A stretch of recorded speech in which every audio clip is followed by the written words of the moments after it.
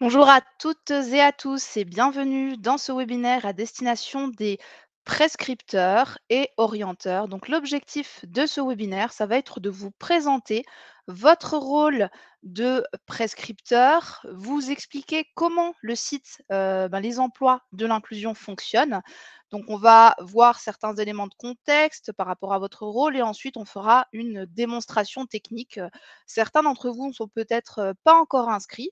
Donc, je vais vous montrer de l'inscription à la prescription en vous donnant tous les petits conseils, enfin vous expliquer tout ce qu'on peut retrouver au niveau de l'interface. Donc, nous sommes ensemble pour 1h30. Vous le verrez pendant la présentation, je vais marquer des pauses et vous pouvez donc poser toutes vos questions. Donc là, je vois que certains d'entre vous ont commencé à utiliser le chat. Donc, bonjour à tous, meilleurs vœux pour cette nouvelle année. Voilà, donc là, vous êtes 100 participants, c'est super. Donc vous le voyez, vous avez cet espace chat et vous avez en bas à droite un bouton questions. Donc c'est là où je vous invite à poser toutes vos questions. Donc voilà, vous utilisez ce module-là de questions.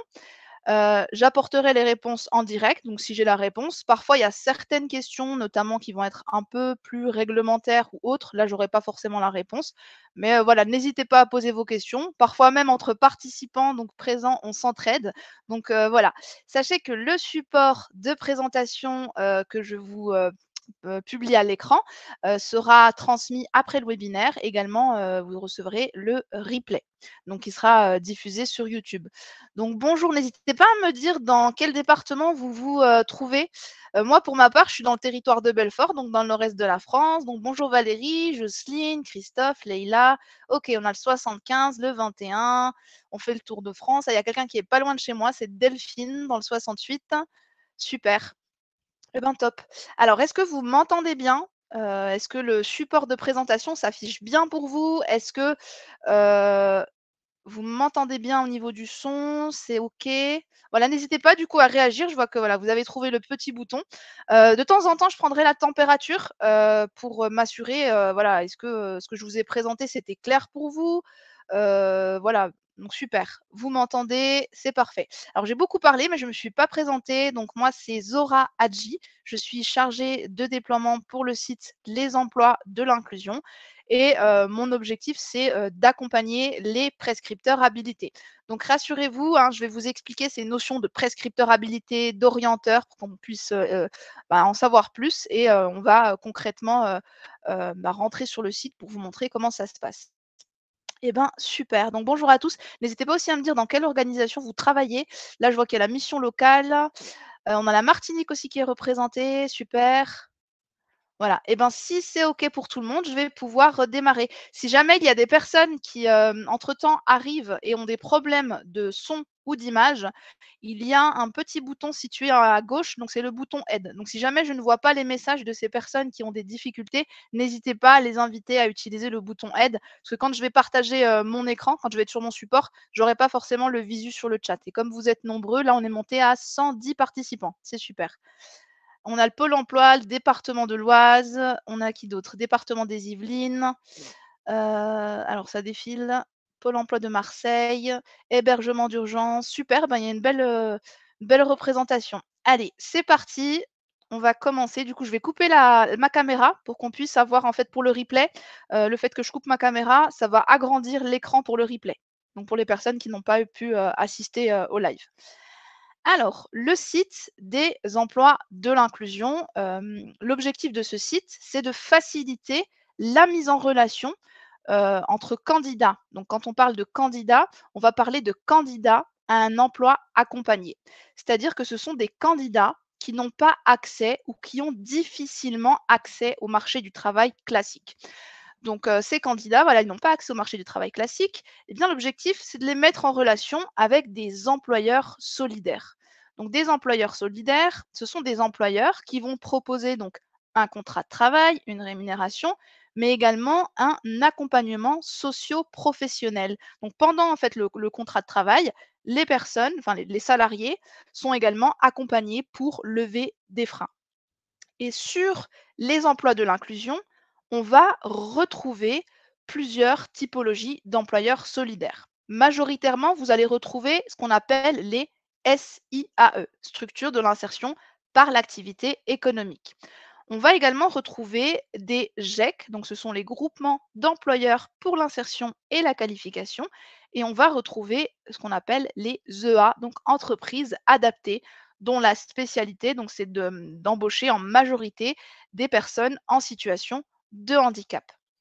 Donc voilà, on a des employeurs d'un côté qui sont présents sur un site qu'on peut retrouver, on va pouvoir les identifier, on va pouvoir savoir ce que proposent ces employeurs, parce que les employeurs, en fait, ils vont pouvoir décrire leur activité, mais ils vont également pouvoir mettre en avant leurs besoins en recrutement.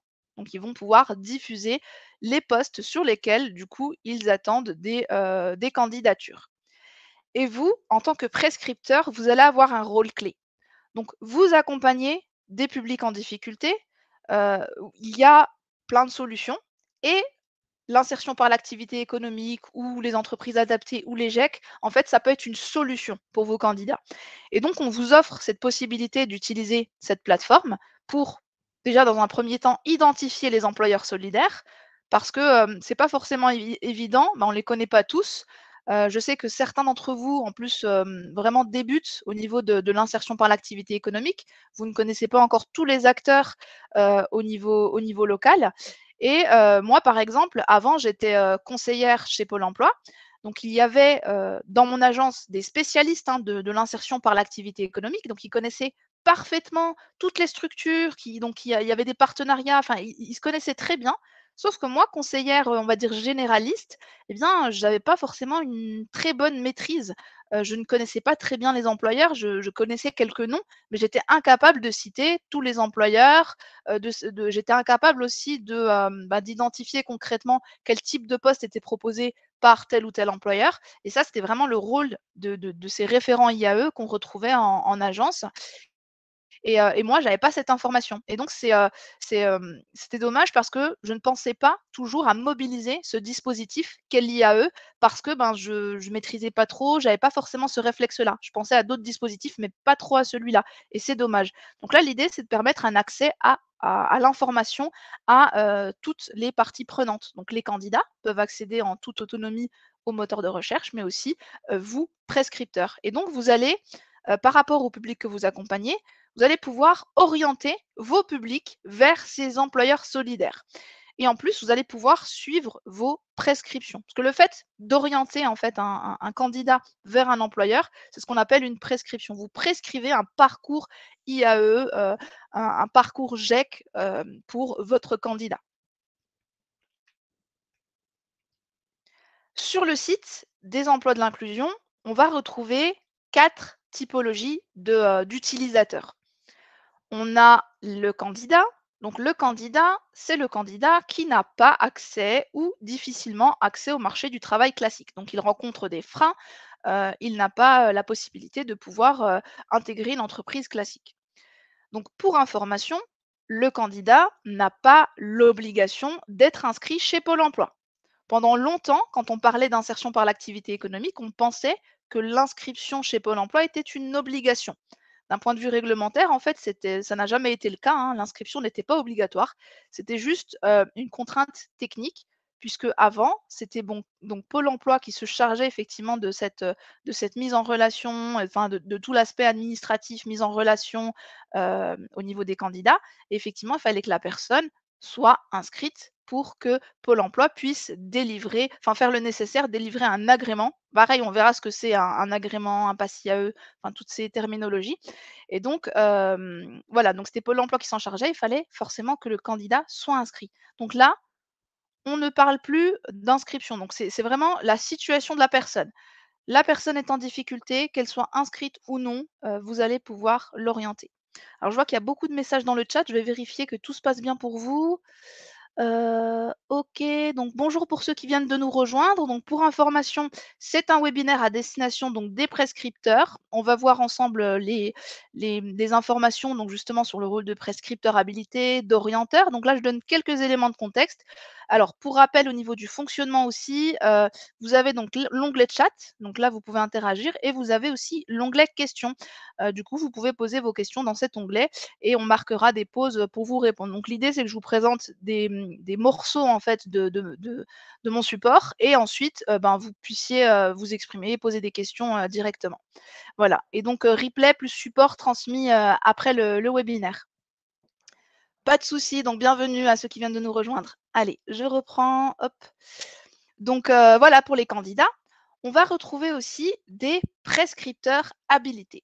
Alors, on a des prescripteurs habilités à valider l'éligibilité à l'IAE des candidats qu'ils orientent donc sur le site des emplois de l'inclusion. Donc là, pareil, hein, je rentrerai vraiment dans le détail par rapport à ce rôle de prescripteur habilité, mais juste pour information, les prescripteurs habilités, ils peuvent être habilités au national, donc il y a un arrêté national qui liste toutes les organisations qui peuvent prétendre au statut de prescripteur habilité. Et il y a aussi des arrêtés préfectoraux, un arrêté donc délivré par le préfet de département pour un organisme. Donc du coup, cet organisme peut prétendre au statut de prescripteur habilité. On retrouve également les orienteurs. Donc, quand on parle de prescripteur, sans préciser prescripteur habilité, eh bien, on parle de prescripteur habilité et d'orienteur. Donc, l'orienteur, c'est du coup, c'est par exemple une association de chômeurs, ça peut être un conseiller en insertion professionnelle qui travaille au sein d'une structure d'insertion, ça peut être aussi des maisons de l'emploi, tous les organismes en fait qui ne figurent pas sur la liste nationale ou qui n'ont pas d'arrêté préfectoral, mais qui travaillent quand même au contact des publics en difficulté et qui sont potentiellement amenés à ben, du coup orienter ces publics auprès des employeurs solidaires. Et on a les employeurs solidaires. Donc, pour rappel, hein, on a trois typologies. Les SIAE, donc structures d'insertion par l'activité économique, les GEC, groupement d'employeurs pour l'insertion et la qualification, et enfin les entreprises adaptées, donc spécialité, c'est l'embauche de personnes en situation de handicap. Alors, pour y voir un petit peu plus clair, on vous a représenté dans un tableau le qui fait quoi sur les emplois de l'inclusion. Pour comprendre un peu, ben, du coup, les possibilités, les rôles de chacun. Donc on vous a représenté notamment les 3 professionnels, hein. Donc pour les prescripteurs habilités, donc soit au national, soit au niveau préfectoral, eh bien, le prescripteur va pouvoir orienter, des candidats aux employeurs solidaires. Et il faut savoir que lorsqu'un prescripteur habilité oriente un candidat auprès d'un employeur solidaire, si cet employeur solidaire est une structure d'insertion par l'activité économique, donc là je vais utiliser le terme SIAE, hein, pour parler des structures d'insertion, eh bien, si, en tant que prescripteur habilité, j'oriente mon candidat en SIAE, on va me demander de valider l'éligibilité à l'IAE. Donc ça, je vous montre effectivement, ça c'est l'aspect technique, mais d'un point de vue métier, bien sûr, le prescripteur habilité, c'est d'abord entretenu avec le candidat. Il a réalisé ce qu'on appelle un entretien diagnostic de la situation socio-professionnelle du candidat. Donc, cet entretien, c'est ben, voir en fait quelle est la situation du candidat, quels sont les freins rencontrés par le candidat. Et à l'issue de cet entretien diagnostic, le prescripteur habilité, il va être en mesure de décider est-ce que l'IAE, c'est une solution pour mon candidat ou est-ce que ben, finalement, il y a d'autres dispositifs, l'IAE, voilà, c'est peut-être pas la solution. Donc là, l'idée, c'est vraiment de faire un point sur la situation du candidat. Est-ce que le fait d'être accompagné par une structure d'insertion va permettre à mon candidat, eh bien, de développer son employabilité, et de pouvoir accéder au marché du travail classique. Donc là, c'est vraiment un travail à faire en amont, avant même de positionner un candidat. Mais là, voilà, juste sur l'aspect technique, effectivement, donc une fois que j'ai pris cette décision, j'envoie la candidature, je valide cette éligibilité à l'IAE. Côté orienteur, donc les orienteurs sont des prescripteurs, mais pas habilités. Par contre, on leur permet quand même de transmettre une candidature aux employeurs solidaires. Donc les orienteurs, ils vont proposer la candidature à l'employeur solidaire. Et si c'est une structure d'insertion, eh bien, c'est la structure d'insertion qui va se charger de valider l'éligibilité à l'IAE du candidat. Ça se fait en 2 temps, hein. Ça se fait, comme, pour le prescripteur avec l'entretien diagnostique, donc de la situation socio-professionnelle et des critères administratifs qu'on va voir dans quelques instants. Côté employeur solidaire, on a la possibilité, donc là, si par exemple on prend l'exemple d'une structure d'insertion, on peut faire une autoprescription.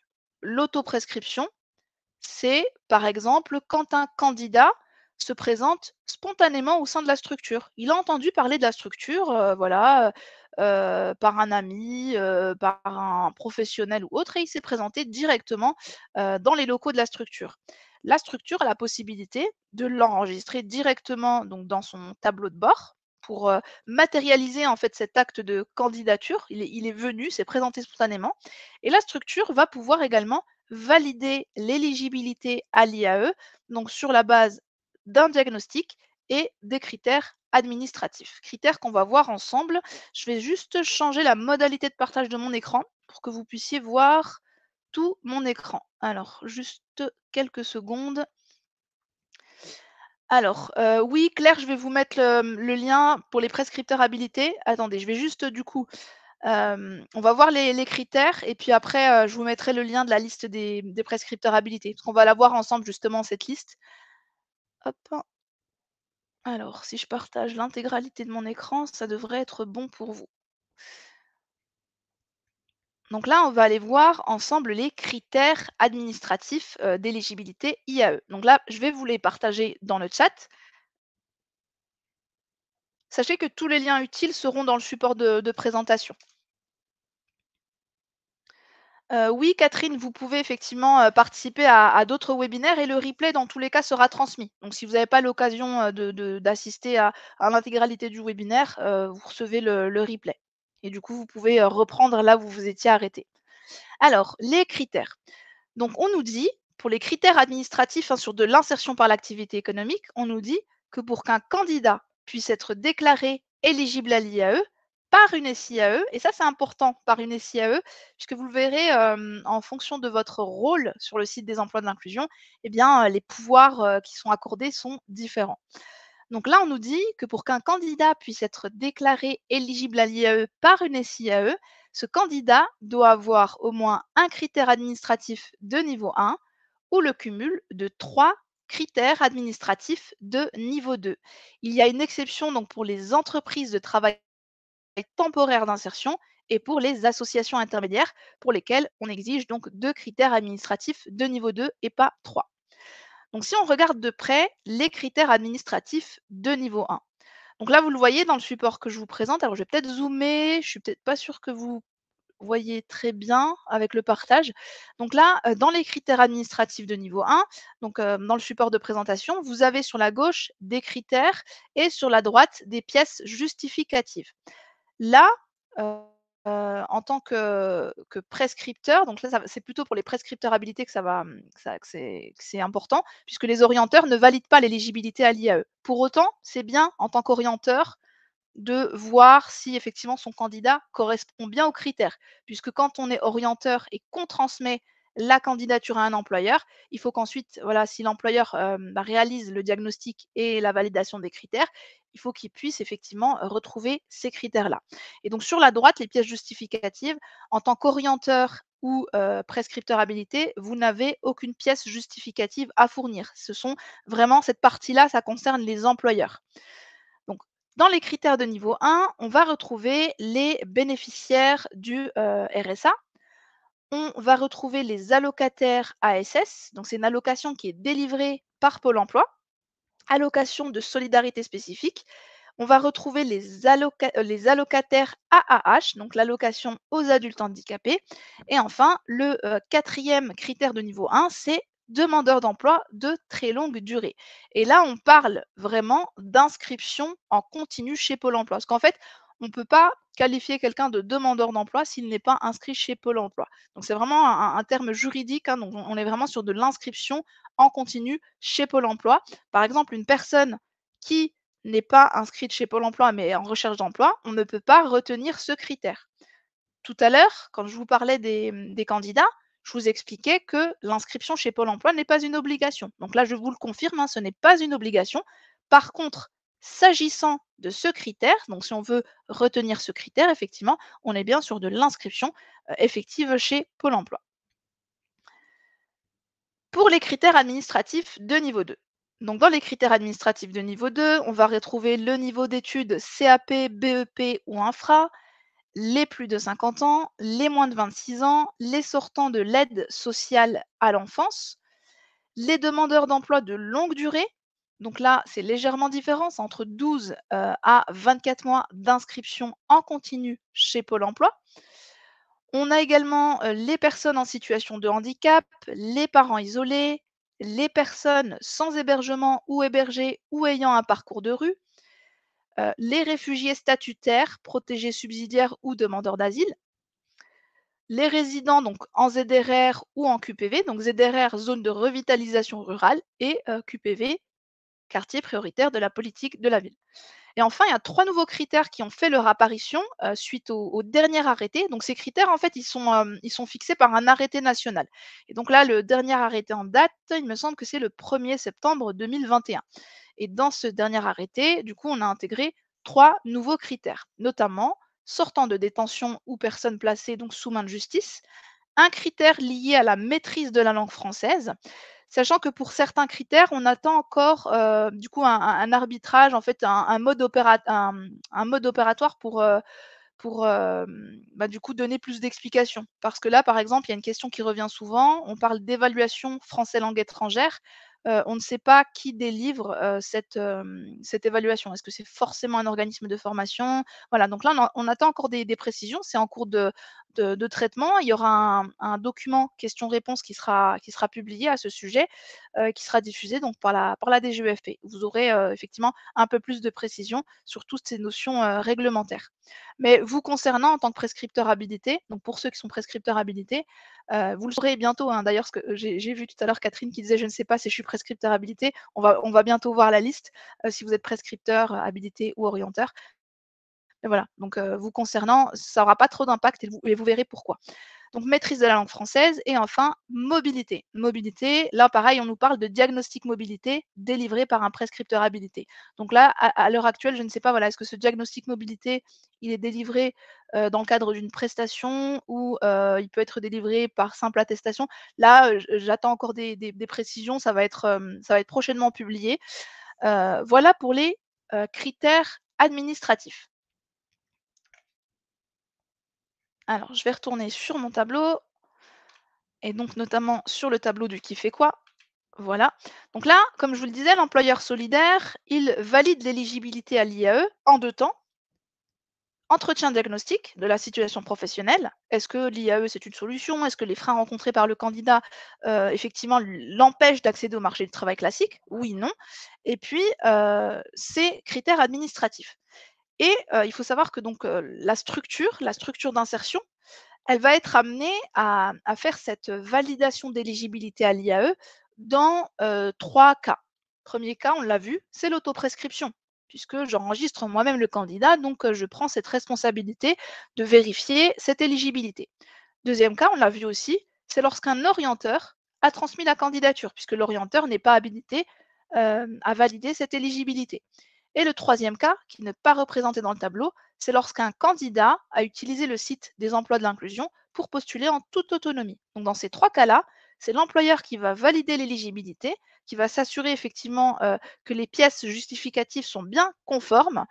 Et voilà. Et il y a un seul cas en fait où l'employeur n'a pas à faire cette vérification, c'est lorsqu'il reçoit, une candidature qui a été transmise par un prescripteur habilité. Donc le prescripteur habilité, puisqu'il s'est chargé de valider cette éligibilité, bah, l'employeur n'aura pas, à réaliser cette étape-là.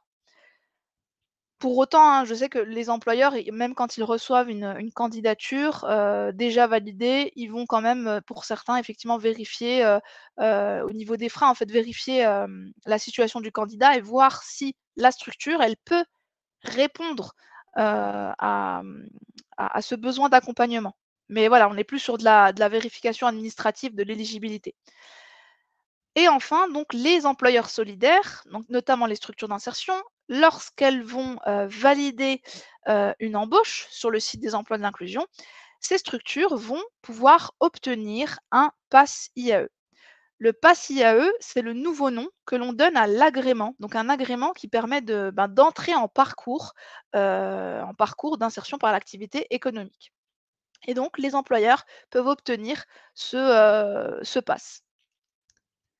Et justement, donc le pass IAE, comme je vous le disais, il permet d'entrer en parcours. Donc avant, le pass IAE, ça s'appelait agrément. C'était l'agrément qui était délivré par Pôle emploi. Donc voilà, quand vous entendez pass IAE ou agrément, c'est la même chose. Donc ce pass, il a une durée de validité de 2 ans. C'est-à-dire que pendant 2 ans, le candidat peut être recruté par différentes structures d'insertion. Parfois, c'est une seule structure, hein, qui peut renouveler un contrat, mais parfois ça peut être une première structure, puis une deuxième structure, et cetera. L'idée, c'est que voilà, le candidat travaille, mais pendant cette période de travail, il y a un accompagnement qui est réalisé par la structure d'insertion. Et justement, comme la structure d'insertion met en place un accompagnement, donc elle met à disposition du personnel pour accompagner la personne, donc lever les freins, ses problèmes d'endettement, problèmes de logement, etc. Eh bien, cette structure, elle va bénéficier de ce qu'on appelle une aide au poste. Donc la structure bénéficie d'une aide au poste puisqu'elle accompagne le candidat pendant cette période de travail. Alors, je vais aller voir côté live s'il y a des questions. Alors, pensez à bien les poser dans l'onglet questions, c'est beaucoup plus simple pour moi pour les retrouver. Alors, je vais arrêter mon partage parce que ça ne va pas être agréable pour vos yeux.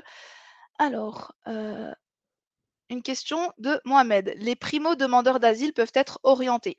Donc là, ça dépend en fait, est-ce que ces personnes ont la possibilité d'accéder au marché du travail? On a vu dans les critères, alors je crois que si je retourne sur les critères, alors je vais juste donc là, la question, c'est est-ce que les personnes ont la possibilité de travailler?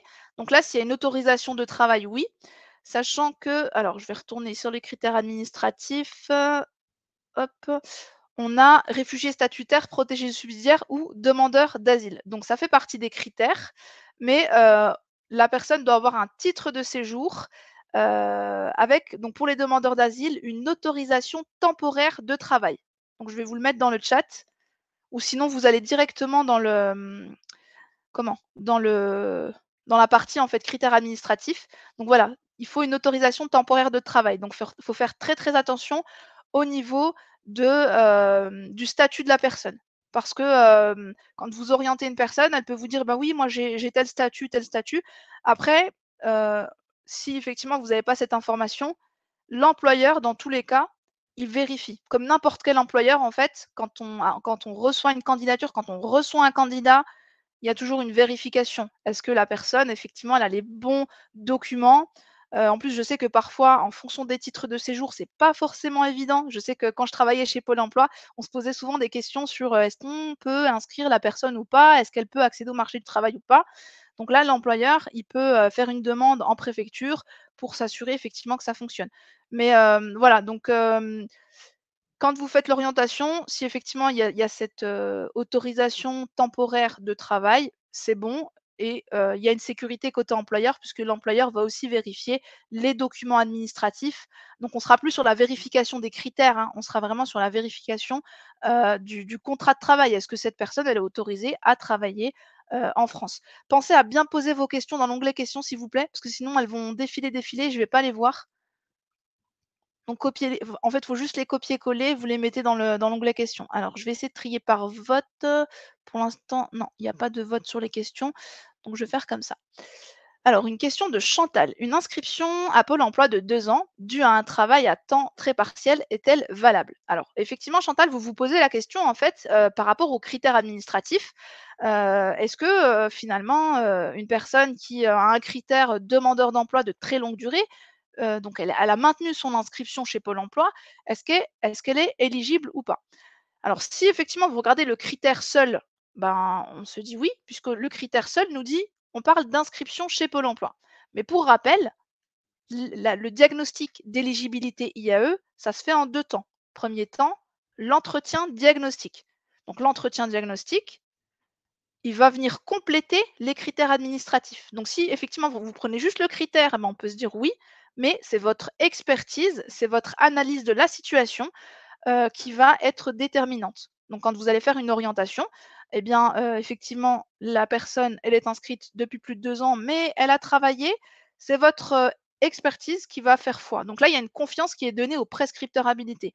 Donc le prescripteur habilité, il va faire donc son orientation vraiment en se basant sur ces 2 éléments. Donc, enfin, on verra après, hein, pour les critères, le prescripteur habilité, il a des possibilités aussi, on verra dans le détail pour les critères.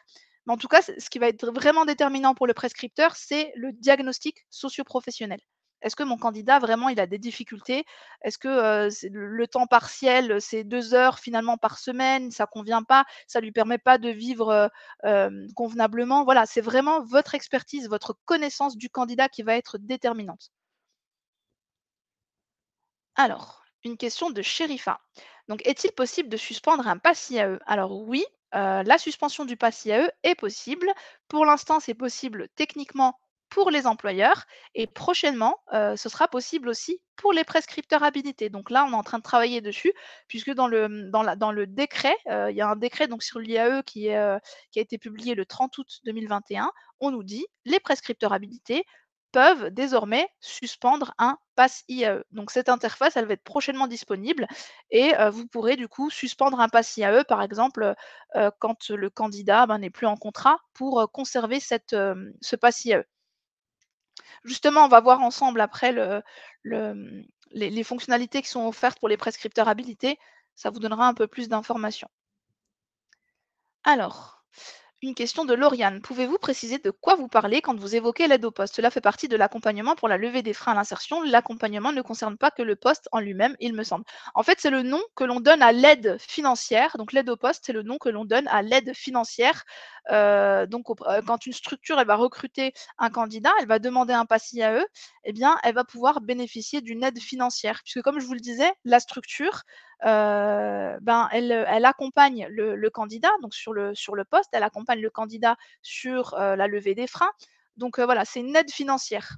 Mais effectivement, ça s'appelle aide au poste, alors que, on parle finalement, aussi des freins. Alors, une question d'Alexandra. Existe-t-il un support ou autre pour valider l'entretien diagnostic? Alors, il y a un support d'appui qu'on va voir ensemble pendant la démonstration, donc quand on fera l'orientation. Il y a une grille effectivement qui a été proposée par le Haut Commissariat à l'engagement et à l'emploi des entreprises. Eh bien, voilà, cette grille, elle sert d'appui, mais peut-être que dans vos organisations respectives, vous avez peut-être des outils, des logiciels qui vous permettent de faire cet entretien diagnostique. Et on verra aussi pareil pendant la démonstration où est-ce qu'on peut, en tant que prescripteur ou orienteur, eh bien, retranscrire ce que l'on sait du candidat, notamment des éléments de diagnostic. Alors, une question de Shafia, pour les suites de parcours chez nous, ETTI, donc entreprise de travail temporaire d'insertion, souvent nous demandons une prolongation d'agrément pour avoir plus de temps de parcours. Faut-il toujours valider avant avec le pôle emploi qui, lui, peut accepter ou refuser la prolongation si pas cohérente avec le projet? Alors en fait, Shafia, sachez que, pour certains motifs de prolongation, vous pouvez le faire vous-même. Donc je pense que vous êtes une structure, vous pouvez le faire vous-même. Pour d'autres motifs, effectivement, il faut solliciter non pas Pôle emploi, mais un prescripteur habilité. Et en général, on sollicite le prescripteur habilité qui accompagne le candidat. Donc, en fait, juste pour ceux qui ne connaissent pas encore très bien les terminologies, donc prolongation, donc là, en fait, quand on parle de prolongation, c'est la prolongation du parcours. Tout à l'heure, je vous disais que le parcours, le PASS IAE, il dure 2 ans, mais parfois 2 ans, ce n'est pas forcément suffisant et donc certaines structures effectivement, ben, ont besoin d'accompagner davantage la personne et jusqu'à présent, enfin avant la mise en place des emplois de l'inclusion, les structures s'adressaient à Pôle emploi. Donc là, il faut s'adresser au prescripteur habilité. Donc si c'est la mission locale qui accompagne la personne, on s'adresse à la mission locale, on lui présente le bilan et on voit effectivement, bah, quelle durée de prolongation et surtout est-ce que les conditions sont réunies? Puisqu'il y a des motifs précis. Je vais vous mettre, du coup la petite, note. Je ne vais pas forcément vraiment détailler sur ces prolongations parce que tout le monde n'a pas encore ce niveau de connaissance. Par contre, je vais vous mettre dans le chat, la petite note dédiée aux prolongations. Juste le temps pour moi d'aller la retrouver. Alors, la prolongation, voilà. Vous avez tout le processus qui est décrit et puis, voilà comment ça se passe concrètement. Donc c'est dans le chat maintenant. Alors, je vais prendre encore 2 questions et je vais avancer, sachant qu'à la fin, j'essaierai de répondre à tout le monde, parce que là, vous êtes vraiment nombreux, il y a 127 participants, donc forcément, je ne pourrai pas, peut-être répondre à tout le monde, mais je vais faire mon maximum. L'idée, c'est que je puisse tout aborder pour qu'on, ben, tout le monde soit à l'aise avec, ben, les différentes étapes. Alors, une question de François. Pouvez-vous nous apporter des informations sur le montant de l'aide au poste et sur les obligations des structures en contrepartie de cette aide? Ben, François, je suis désolée, ce n'est pas du tout mon domaine d'expertise. Moi, vraiment, je vais intervenir sur le volet prescripteur, sur le volet orientation technique de mon périmètre d'action, donc sur le site des emplois de l'inclusion.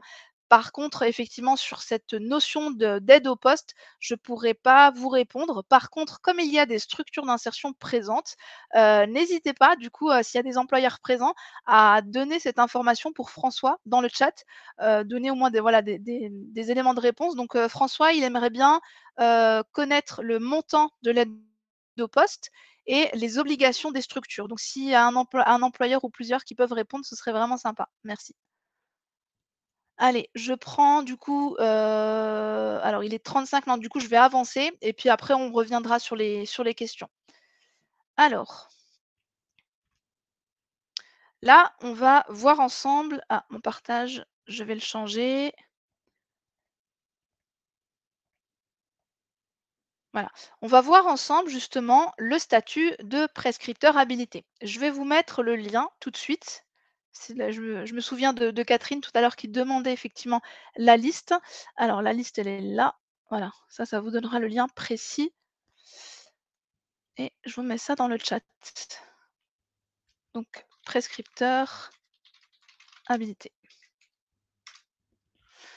Donc le lien de la liste est dans le chat et on va voir donc ces prescripteurs habilités au national. Donc on retrouve les prescripteurs historiques du service public de l'emploi, Pôle emploi, Cap emploi, mission locale.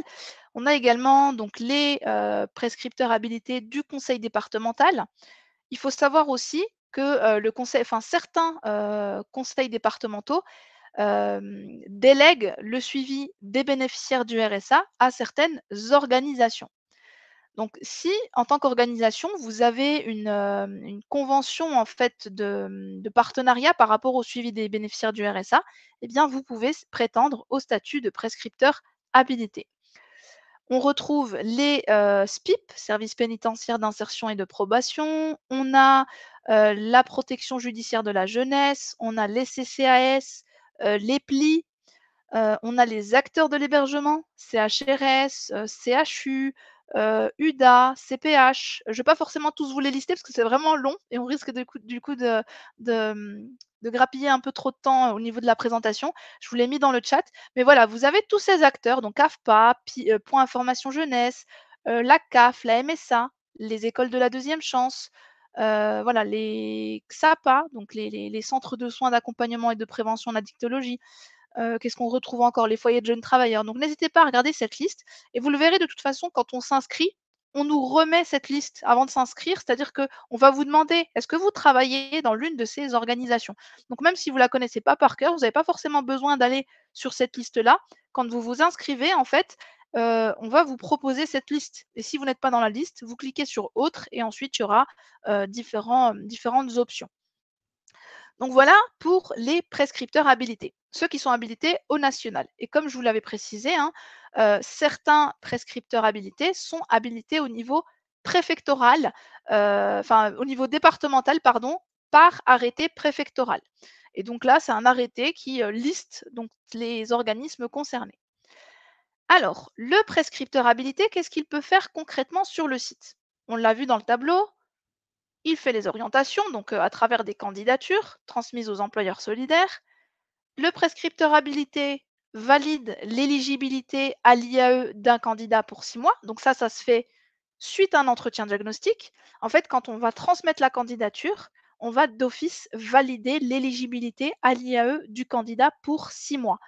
Quand je parle d'éligibilité à 6 mois, c'est vraiment avant le démarrage du parcours. C'est-à-dire que là, on dit juste que le candidat est potentiellement éligible enfin, il peut potentiellement intégrer un parcours IAE parce qu'il est éligible. Par contre, à partir du moment où il y a une embauche dans une structure et qu'un pass IAE est délivré, donc le pass IAE va du coup matérialiser ces 2 ans de parcours. Donc le pass IAE, c'est 2 ans. Donc on ne parlera plus des 6 mois, puisque les 6 mois, c'était vraiment ben voilà, la personne n'a pas encore intégré, on déclare juste qu'elle est éligible. Et donc, dès lors qu'une embauche est faite, on ne parle plus du tout des 6 mois. La personne, elle est éligible pour 2 ans puisque un pass a été validé, a été demandé pour ce candidat. Et donc, voilà, on n'a pas besoin de renouveler un diagnostic ou autre puisqu'on part sur le parcours de 2 ans. Le prescripteur habilité, il a des pouvoirs que les autres professionnels n'ont pas. Vraiment des éléments qui vont lui permettre de pallier à certaines situations. Parce que tout à l'heure, on parlait des critères, et cetera. Est-ce que, je peux, orienter quelqu'un il a tel ou tel critère? Eh bien, en tant que prescripteur habilité, vous pouvez déroger aux critères administratifs exigés pour l'IAE. Vous savez, ce sont les critères que je vous ai présentés tout à l'heure, les critères de niveau 1, les critères de niveau 2. Hein, pour rappel, on disait il faut un critère de niveau 1 ou le cumul de 3 critères de niveau 2. Eh bien, en tant que prescripteur habilité, si le candidat que vous accompagnez est en difficulté, que vous estimez que l'IAE est une solution pour vous, et que ce candidat n'a pas le bon nombre de critères, voire aucun critère administratif, eh bien, vous allez pouvoir déroger aux critères. C'est-à-dire que vous allez pouvoir prescrire ce candidat et d'un point de vue démarche, c'est totalement transparent pour vous. Il vous suffit simplement, quand vous avez la grille avec les critères, bah, si le candidat n'a aucun des critères, de cliquer sur valider. Donc même en ayant coché aucun critère, vous allez pouvoir valider votre éligibilité, enfin l'éligibilité à l'IAE de votre candidat, puisque c'est vraiment votre expertise qui va être déterminante. Et ça arrive très souvent, hein. On a des candidats qui vont être en grande difficulté, mais ils ne rentrent pas dans ces critères administratifs. Donc voilà, l'idée, c'est que vous puissiez, vous, agir et orienter les candidats qui en ont besoin. Deuxième pouvoir qui est donné, c'est la possibilité de déroger au délai de carence entre deux passes IAE ou, enfin là on met agrément, mais entre deux parcours IAE. En principe, quand on termine un parcours IAE, il y a un délai de carence de 2 ans. On ne peut pas tout de suite rentrer en parcours. Mais ça peut arriver, une personne, elle a suivi un premier parcours, ça n'a pas suffi, elle a quitté, donc elle a quitté la structure, il n'y a pas eu de prolongation, elle est partie, voilà, et finalement, elle est toujours en difficulté. Elle est toujours en difficulté et ben, finalement, le dernier parcours, enfin, il a eu lieu il s'est terminé, pardon, il y a 1 an et on se dit: «Ben, oui, mais la personne est toujours en difficulté».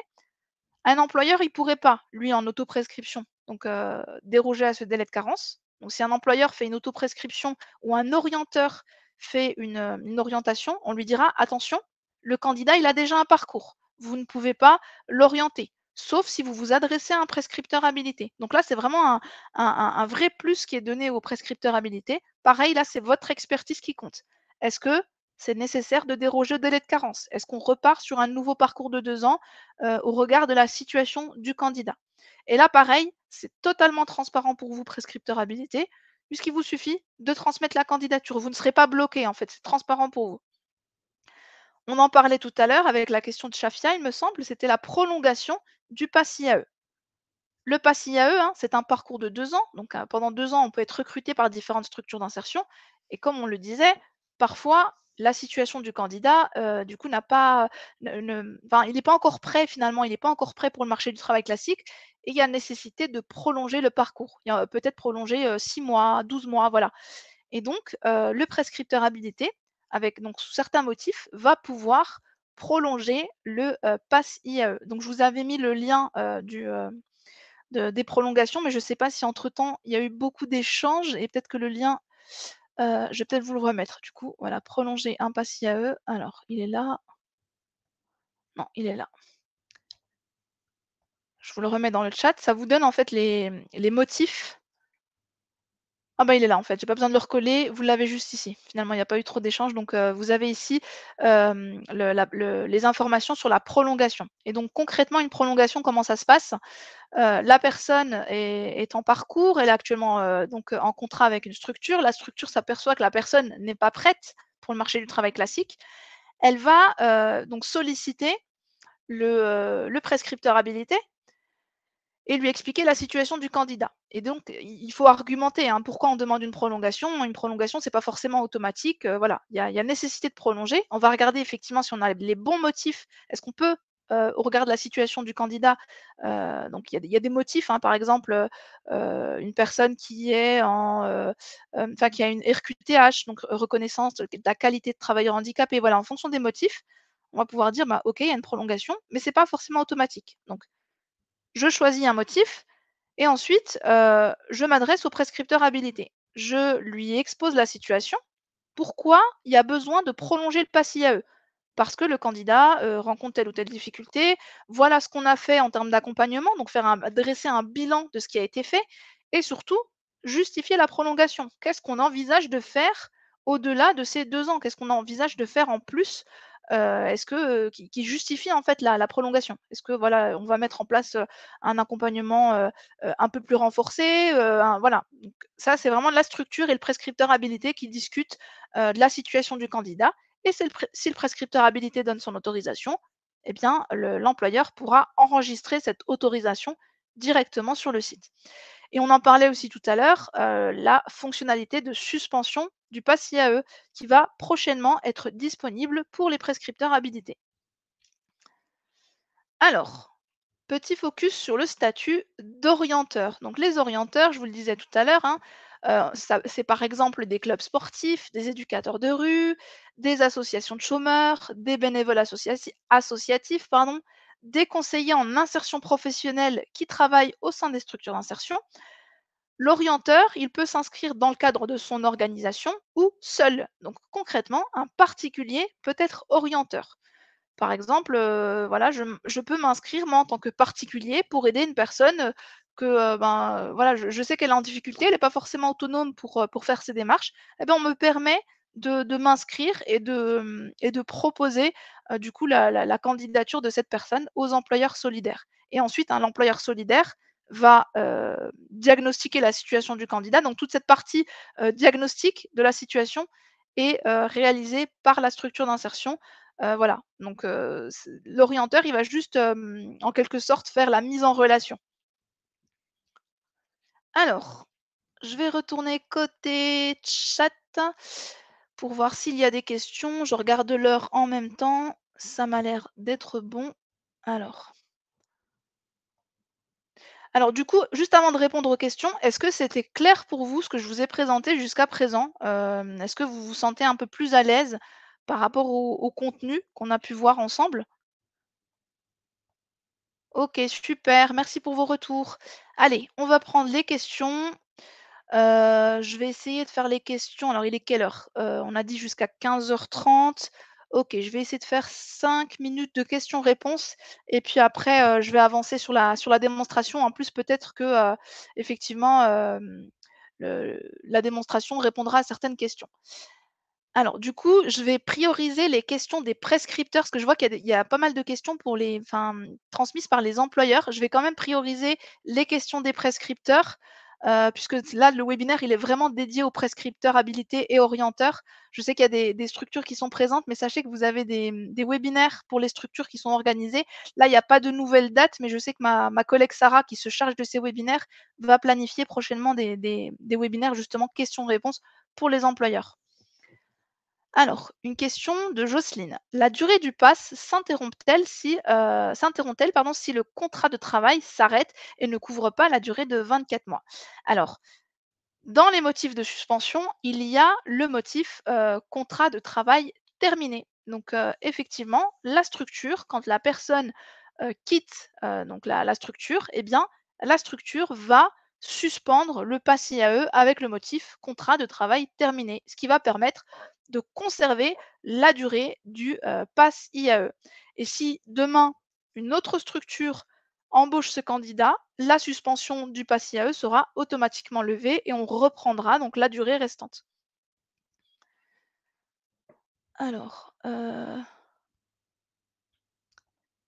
une question de Patricia. L'orienteur peut-il être un coach travailleur indépendant qui est orienté dans la réorientation professionnelle, le reclassement?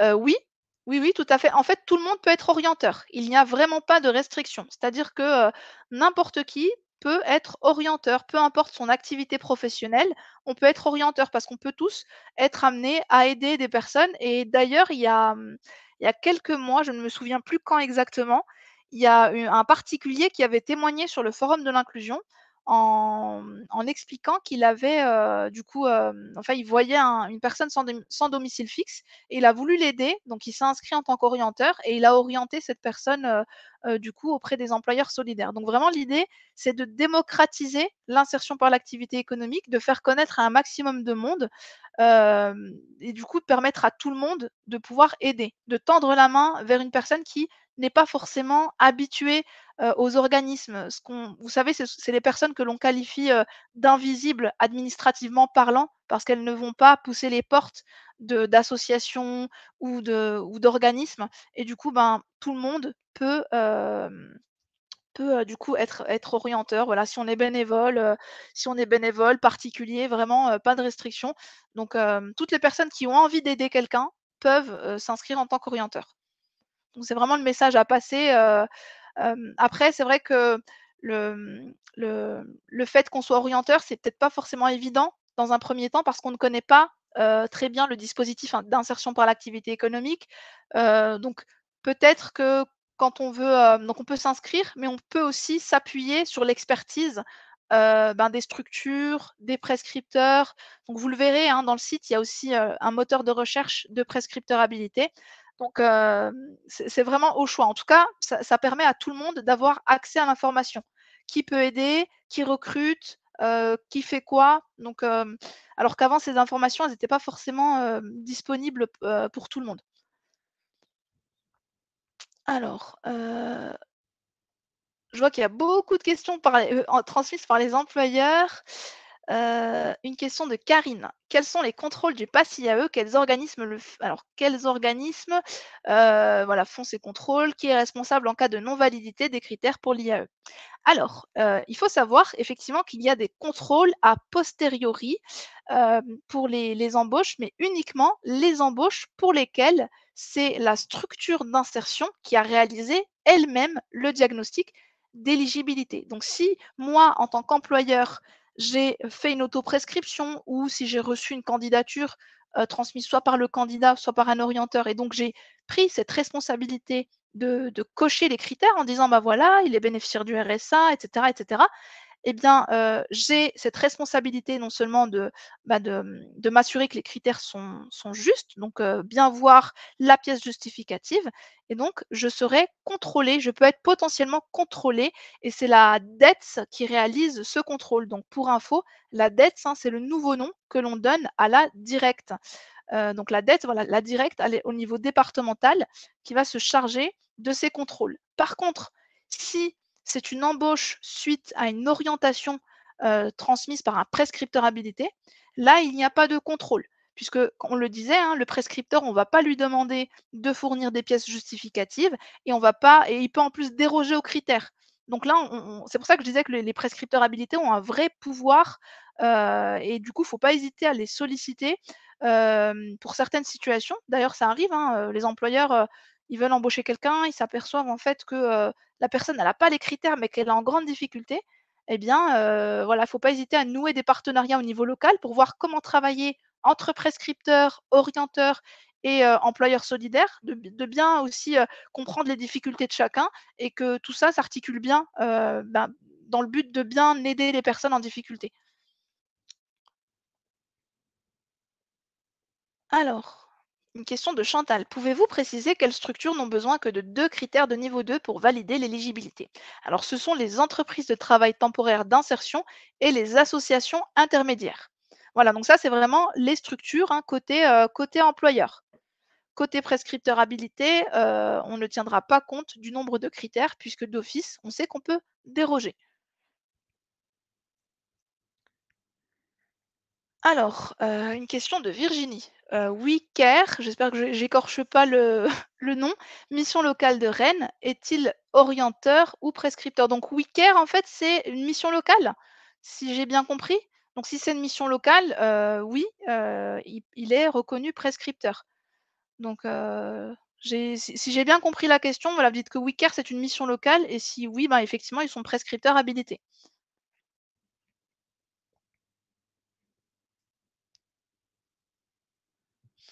Alors, une question de Sandra. Si le pass validé et l'embauche non effectuée au final, est-ce que la structure d'insertion bénéficie de l'aide au poste? Non, Sandra, puisqu'en fait, effectivement, quand le pass est demandé, ça peut arriver, le candidat annulé et cetera. Donc là, l'employeur, il a quand même cette possibilité d'annuler l'embauche et donc d'annuler le pass si cette embauche, en l'occurrence, est à l'origine de la création du pass. Donc on annulera le pass pour qu'il ne soit pas consommé inutilement. Et en fait, l'aide au poste, elle est conditionnée au fait que l'employeur doit saisir certains éléments dans l'ASP. Alors je ne maîtrise pas forcément toute cette partie technique au niveau de l'ASP, mais en fait, il y a un extranet, IAE 2.0 de l'ASP et l'employeur va venir déclarer donc le salarié, déclarer le contrat, les heures effectuées et c'est vraiment, du travail effectif. Donc l'employeur va bénéficier de l'aide au poste sur du travail effectif. Alors du coup, je vais avancer parce que ça fait plusieurs minutes donc que je réponds, aux questions. Pareil, hein, je remarquerai une pause. Là, c'est juste pour avancer, pour que je puisse vous montrer toute la partie, démonstration et donc là, je vais, aller directement donc sur le site, donc notamment sur une base d'entraînement. Alors voilà, je vais fermer tous ces liens ici. Donc là, je suis sur le site, enfin, en l'occurrence sur la démo, mais on va faire comme si j'étais sur le site des emplois de l'inclusion. Là, en fait, tout ce que je vais faire, ça n'aura pas de conséquences puisque ce sont des données fictives. Donc là, pour aller sur le site des emplois de l'inclusion, hein, je vais vous mettre le lien. C'est, vous écrivez depuis n'importe quel moteur de recherche «les emplois de l'inclusion». Je vous mets le lien dans le chat pour ceux qui ne sont pas encore inscrits. Hop,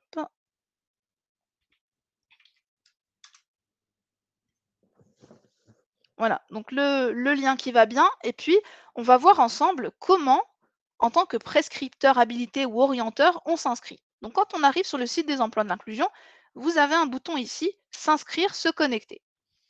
On choisit donc le profil prescripteur.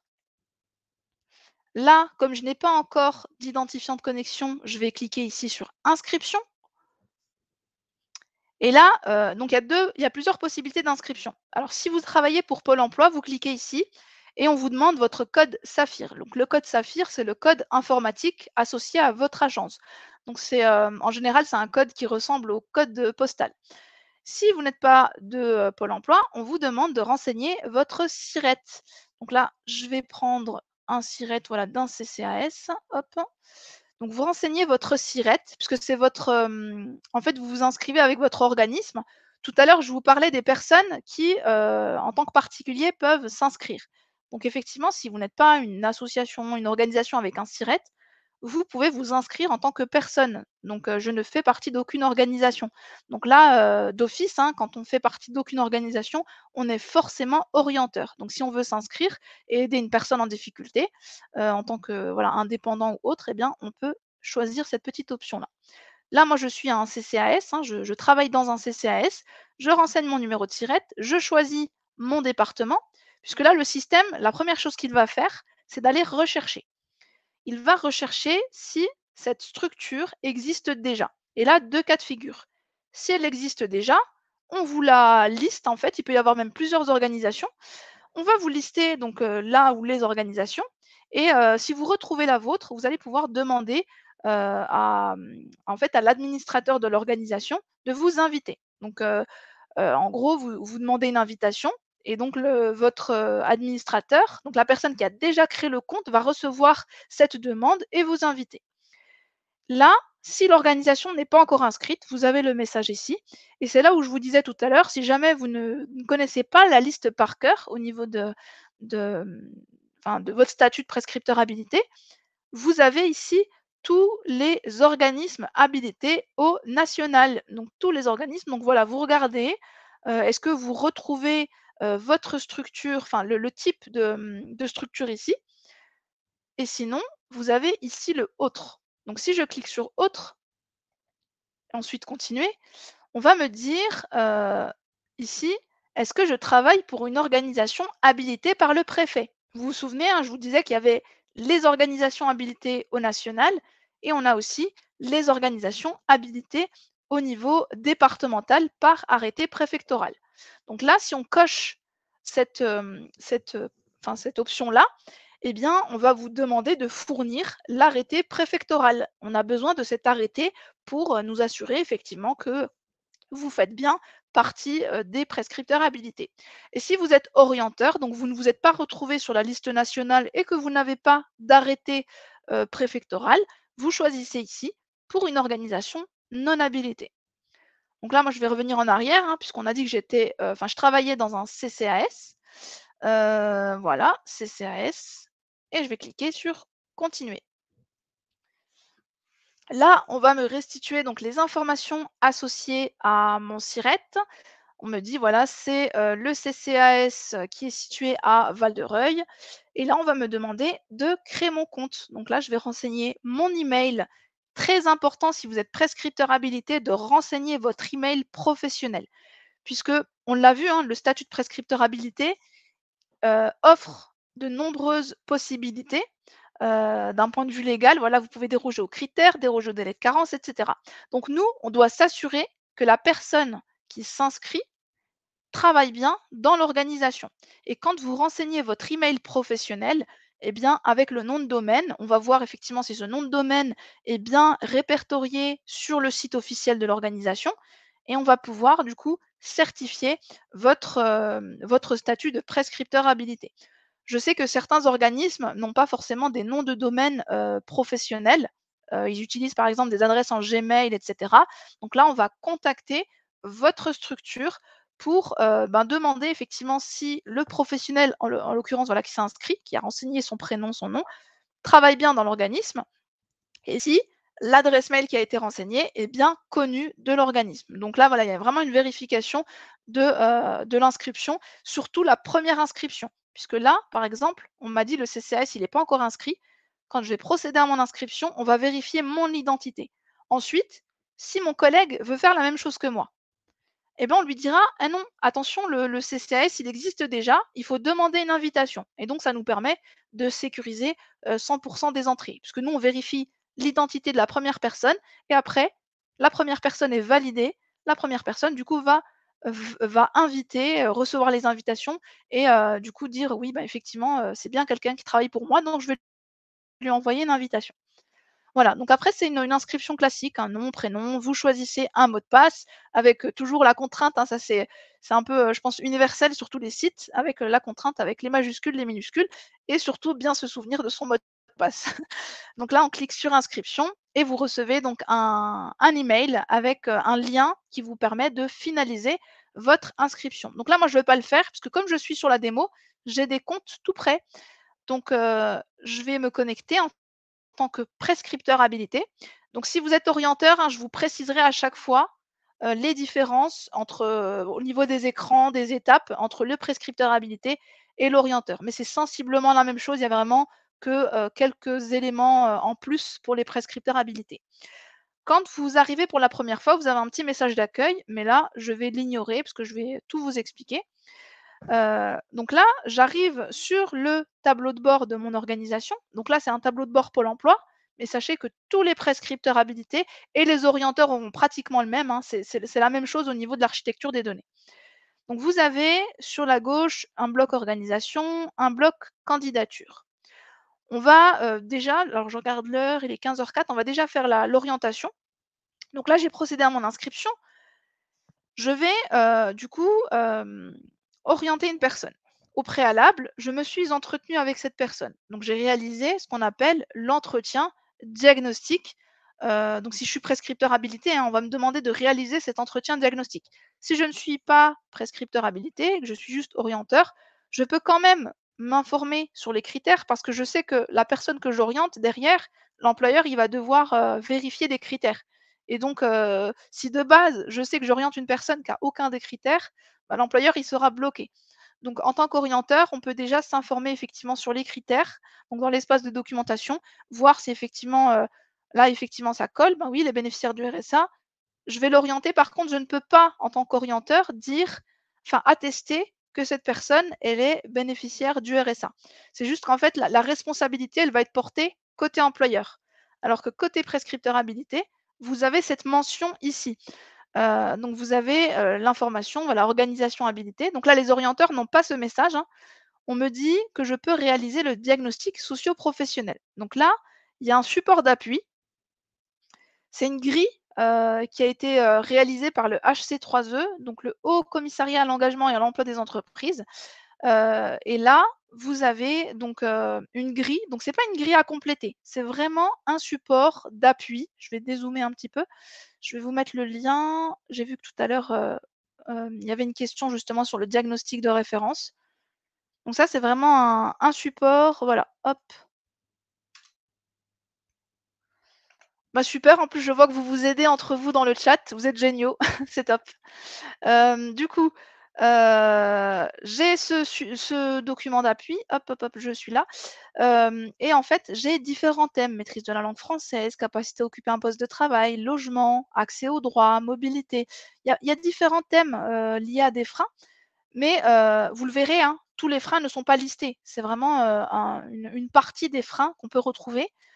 Par exemple, l'addiction, on ne va pas retrouver là, le frein addiction. C'est vraiment votre expertise, votre connaissance du candidat. Vous allez mener votre entretien, vous allez, voir un peu tout ce qui peut empêcher le candidat d'accéder au marché du travail classique et en fait, voilà, à l'issue de cet entretien, vous allez effectivement prendre la décision. OK, je l'oriente en IAE. Dès lors que je prends cette décision de me dire: «Ben, l'IAE, ça peut être une solution», eh bien, je vais, en parler à mon candidat. Ça, c'est très important parce qu'on a, parfois des employeurs qui nous disent on reçoit des candidatures, on contacte les candidats, mais les candidats n'avaient pas l'air très au courant, en fait, de la démarche. Ils ne savaient pas forcément, en quoi consistait l'IAE et donc et parce que les candidats, parfois, ils peuvent être pas forcément à l'aise. Ils se disent: «C'est un employeur, je vais peut-être pas forcément lui parler de mes problèmes». Si j'ai, par exemple, je sors de prison, je vais peut-être pas forcément lui dire. Alors que là, justement, on parle à un employeur solidaire, on peut se permettre de parler de ses problèmes, de ses difficultés, de son parcours, de ses échecs, voilà, tout ce qui a pu, finalement, représenter un frein à un moment ou à un autre. Voilà, donc rassurer le candidat, lui expliquer en quoi consistent ces dispositifs, et du coup, le candidat, ben, il va être un peu plus à l'aise pour la suite. Et donc, voilà, je me suis entretenue, j'estime que l'IAE, c'est une solution. Je vais proposer mon candidat. Donc là, je vais cliquer sur postuler pour un candidat. Donc là, c'est pareil, hein, qu'on soit prescripteur ou orienteur, c'est la même chose. Je clique sur postuler pour un candidat, je vais renseigner la ville. Donc là, pour l'instant, le moteur de recherche, c'est uniquement un moteur de recherche par ville. Je sais que vous êtes nombreux à demander, l'évolution, notamment, par, métier, par, secteur d'activité. On y réfléchit, hein, c'est vraiment on sait que c'est beaucoup demandé, mais pour l'instant, on a mis en place cette recherche-là, et prochainement, peut-être qu'on pourra faire évoluer, cette recherche. Mais voilà, je renseigne la ville. Je peux filtrer donc par distance en fonction de la mobilité de mon candidat, de l'accès aux transports en commun. Donc est-ce que je suis dans un milieu rural, urbain, et cetera? Donc là, c'est vous qui décidez, au niveau du filtre. On peut filtrer par département. Bah, par exemple, je vais filtrer sur le 90. Comme ça, je suis sûre d'avoir que les structures du, territoire de Belfort. Je peux filtrer par type de structure. Est-ce que je veux orienter en entreprise d'insertion, en association intermédiaire? Est-ce que je veux orienter plutôt en entreprise adaptée? C'est une personne en situation de handicap, peut-être que je veux voilà, peut-être voilà vraiment m'adresser que, aux spécialistes du handicap et donc choisir l'une ou l'autre des structures. Si vous ne maîtrisez pas vraiment les typologies de structures, n'hésitez pas à vous enfin, dans un premier temps, vous pouvez ne rien cocher, hein, si vous les recherchez. Donc là, vous pouvez ne rien cocher. Mais, n'hésitez pas à vous rapprocher, des acteurs locaux comme, les DETS, les réseaux de l'IAE, je sais que Pôle emploi aussi fait pas mal d'actions, les structures aussi directement. Je sais qu'il y a pas mal d'actions qui sont menées à destination de vous, prescripteurs habilités, pour vous aider à comprendre qu'est-ce qu'une association intermédiaire, qu'est-ce qu'un atelier chantier d'insertion, quel type de personnes sont accompagnées et cetera. Donc ça, n'hésitez pas à voir au niveau local, mais si vous ne maîtrisez pas, ne cochez rien et vous allez découvrir en fait les structures. Et nous, pareil, donc là j'ai vu qu'il y avait des structures présentes. Les structures, on les invite vraiment à bien détailler leur activité. Donc là, vous voyez, j'ai donc une structure, j'ai l'adresse, j'ai les recrutements en cours. Si je clique ici sur le nom de la structure, on va me proposer un descriptif. Et dans ce descriptif, en tant que structure, c'est vrai que ce serait intéressant de mettre aussi des informations liées à l'accompagnement. Quel accompagnement vous proposez? Comment ça se passe? Comment ça se déroule? Et toutes ces informations, elles vont aider le prescripteur ou l'orienteur, eh bien, quand il va, du coup découvrir votre structure. Si jamais, en tant que prescripteur habilité ou orienteur, voilà, les informations ne vous suffisent pas, vous ne savez pas trop, n'hésitez pas à contacter les structures. Parfois, un appel de 5 minutes pour expliquer la situation de votre candidat, essayer d'en savoir plus sur cette structure, eh bien, ça vous évite peut-être de faire une candidature, qui ne devrait pas être faite parce que la structure n'est pas adaptée à votre candidat. Donc voilà, ne pas hésiter à contacter la structure puisque le site vous permet d'avoir accès à l'information, vous permet de faire des clics et de transmettre la candidature, mais ça remplacera jamais, jamais, jamais, les échanges que vous aurez avec des professionnels. Donc vraiment, j'insiste à ce niveau-là, n'hésitez pas, les structures en plus préfèrent que la personne du coup, prenne le temps de les contacter. Quand il y a pas voilà, si on n'a pas suffisamment d'éléments et qu'on doute, on peut appeler 5 minutes, on peut peut-être avoir l'information tout de suite et peut-être que la structure, elle pourra aussi vous donner des conseils. Bah là, par rapport à votre candidat, il faut plutôt l'orienter vers telle typologie de structure. Donc n'hésitez pas au niveau local à discuter entre vous, à voir quelles sont, les meilleures modalités de coopération. Donc là, je suis avec mon candidat, on prend, connaissance de tous ces éléments. On voit qu'il y a des postes. Pareil, on va prendre connaissance du poste et donc mon candidat est OK, donc on va pouvoir l'orienter. Je vais cliquer ici sur «Postuler». En cliquant sur «Postuler», on va me demander le numéro de sécurité sociale. Alors, on va renseigner ce numéro de sécurité sociale si jamais votre candidat un numéro en 3, 4, 7 ou 8. Vous savez, ce sont les numéros provisoires. Eh bien, si c'est le cas, en fait, vous renseignez uniquement les 10 premiers chiffres du numéro provisoire et vous cliquez sur «Continuer». Là, on va vous dire: «Attention, le numéro est trop court». Mais vous avez un message en bleu. On vous dit: «Est-ce que c'est un numéro temporaire?» Et si c'est le cas, vous cliquez ici et vous passez à l'étape suivante. Et donc si, bah, mon candidat a tous les enfin a un numéro, du coup conforme, hein, avec, un numéro définitif, je vais pouvoir simplement cliquer sur «Continuer». Voilà, en fonction des cas, si c'est un numéro provisoire, ou si c'est un numéro, complet, vous avez, l'une ou l'autre des solutions. Ensuite, on va me demander l'email personnel du candidat. Alors l'email personnel, il est exigé au même titre que sur le site de Pôle emploi ou le site des impôts, puisque on doit permettre en fait, à une personne d'accéder à ces données. Donc ça, c'est une obligation, réglementaire. On doit permettre à une personne d'accéder à ces données. Là, je vais orienter un candidat. Il faut que ce candidat puisse, du coup, s'il a envie, accéder à ces données, accéder à ces candidatures, voir ce qui a été fait, et cetera. Si le candidat n'a pas d'email, on vous invite à suivre le lien ici et en gros, c'est pour, en fait, ce lien, on vous oriente sur le site de laposte.net comme le fait, pôle emploi.fr quand on s'inscrit. Si on n'a pas d'email, on vous oriente sur laposte.net. Donc je vais renseigner le, mail de, mon candidat. Allez, on va prendre une femme. Hop.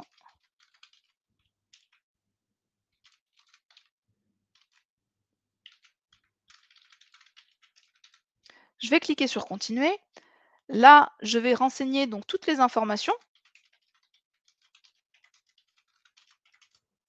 Alors, je vais essayer d'accélérer, je vois qu'il est 15h14. Je vais essayer de faire vite. J'essaye de vous donner un maximum de détails, en fait, en fonction des retours que j'ai au fur et à mesure pour que vous puissiez être à l'aise. Mais forcément, quand je donne beaucoup de détails, eh bien, je, du coup, je perds du temps, au niveau du timing. Alors du coup, l'adresse, un Rutière, voilà, le code postal. Ça, on le fait qu'une fois, hein. On le fait qu'une fois, parce que là, le candidat n'a pas encore été enregistré sur le site. Après, une fois que le candidat est enregistré, on n'aura plus à le refaire. Si la personne est inscrite chez Pôle emploi, je renseigne son identifiant. Si elle n'est pas inscrite ou qu'elle n'a pas son identifiant, je peux choisir l'un ou l'autre des motifs qui sont présents ici. Je clique sur «Continuer». Là, j'arrive sur un écran qui va être uniquement proposé aux prescripteurs habilités, puisqu'on est sur de l'éligibilité à l'IAE. Les orienteurs n'ont pas cet écran. On me dit voilà, qu'au préalable, je dois avoir réalisé un diagnostic. Donc ça, c'est fait, hein, mais au cas où, on le rappelle ici. Et ensuite, on me dit de préciser la situation administrative du candidat. Donc moi, je peux me dire, tiens, je suis prescripteur habilité, je sais que je peux déroger aux critères, je peux aller plus vite et cliquer sur valider. Donc, d'un point de vue technique, effectivement, vous pouvez valider sans critères. Mais c'est très important de prendre le temps de compléter ces critères. On ne vous demandera pas de pièces justificatives. Donc là, si je sais que ma candidate est bénéficiaire du RSA, c'est important que je puisse le renseigner. Voilà, je vais renseigner ces informations puisque l'employeur, en fait, il ne connaît pas cette candidate. Et ces éléments de situation administrative, eh bien, sont importants aussi pour l'employeur. D'autant plus que certains employeurs ont des objectifs de recrutement sur certaines typologies de public. Par exemple, certains vont effectivement recruter en priorité des bénéficiaires du RSA. Donc le fait de mentionner cette information, ça va être un plus. Après, si vraiment votre candidat n'a aucun des critères, aucun problème, hein, vous ne complétez rien et vous cliquez sur valider. Mais c'est important, voilà, comme je vous le disais, si le candidat a les critères, de les renseigner, même si vous savez que vous avez ce pouvoir finalement de vous en passer. Parce que là, on qualifie la situation du candidat, c'est très intéressant d'un point de vue déjà statistique, on sait quelles typologies de public sont orientées, et d'un point de vue qualité de la candidature. On sait, voilà, on a des infos sur la situation du candidat. Donc là, on va mettre résident QPV et je vais cliquer sur valider. Voilà, l'éligibilité de cette personne est confirmée pour 6 mois. Donc pendant 6 mois, en fait, cette personne est déclarée éligible à l'IAE. C'est-à-dire que si je l'oriente à nouveau ou si même une autre personne décide de l'orienter, eh bien, on ne demandera pas la validation de l'éligibilité puisque tant qu'elle est valable, on ne demande plus ces étapes-là. Et là, j'arrive sur la dernière étape de mon parcours, étape qui est commune, hein, aux orienteurs et aux prescripteurs habilités. Et j'ai juste envie de vous partager donc, des captures d'écran de messages de candidature. Ici, on me dit, hein, dans le message de candidature, que c'est un message à destination de l'employeur. Le candidat est en copie, hein, puisque comme je vous le disais, tout ce que vous faites, hein, c'est en toute transparence avec le candidat. On lui explique ce qu'on fait. Et là, ce qu'on attend dans ce message de candidature, c'est des éléments sur la motivation, le motif d'orientation, des éléments de diagnostic socio-professionnel. Donc là, en fait, c'est des informations qui sont affichées, mais malheureusement, ce que j'ai constaté, alors je vais essayer de vous montrer ça. Donc tout ce que je vous ai expliqué, en fait, alors hop, hop, hop, je vais essayer de revenir sur le support. Alors, est-ce que j'ai une capture? En fait, je voudrais vous montrer une capture. Je ne l'ai pas mis sur le support, mais je devrais l'avoir ici. Je devrais avoir ici une capture, en fait, j'ai fait une capture des messages de candidature et je devrais l'avoir ici. Voilà. Donc là, ce sont des messages de candidature qui ont été, rédigés par des prescripteurs habilités, en plus des prescripteurs habilités historiques, donc des gens qui connaissent bien l'IAE. Et sur les 5 messages que j'ai pris au hasard, 4 étaient, du coup, ben, un peu light. On ne sait pas forcément, ce que le candidat, a comme frein. Par exemple, «Veuillez trouver la candidature de madame, madame a besoin de travailler». Moi, je suis employeur, je reçois cette information, je ne connais pas la personne. Quels sont ses freins? Qu'est-ce qui s'est passé? Pourquoi aujourd'hui elle oriente en IAE? Et donc, c'est dommage. Et beaucoup d'employeurs nous le disent, malheureusement, ils reçoivent beaucoup de candidatures avec peu d'informations. En plus, c'est dommage parce que ces informations, vous les connaissez en fait, les prescripteurs, ils ont fait un entretien, ils connaissent la personne. C'est juste que bah, malheureusement, ce message de candidature, il est un peu trop négligé. C'est là où on voit un peu les limites de l'outil web. On se dit, bah allez, on complète, on va aller vite. Sauf que non, on n'oublie pas qu'on est vraiment en train d'orienter une personne sur un dispositif et on doit se mettre aussi à la place de l'employeur. L'employeur, quand il reçoit la candidature, il doit être en capacité de comprendre la situation, puisque en comprenant la situation, il va savoir si il peut résoudre les problématiques rencontrées par le candidat. Est-ce que la structure, elle est adaptée pour ce candidat?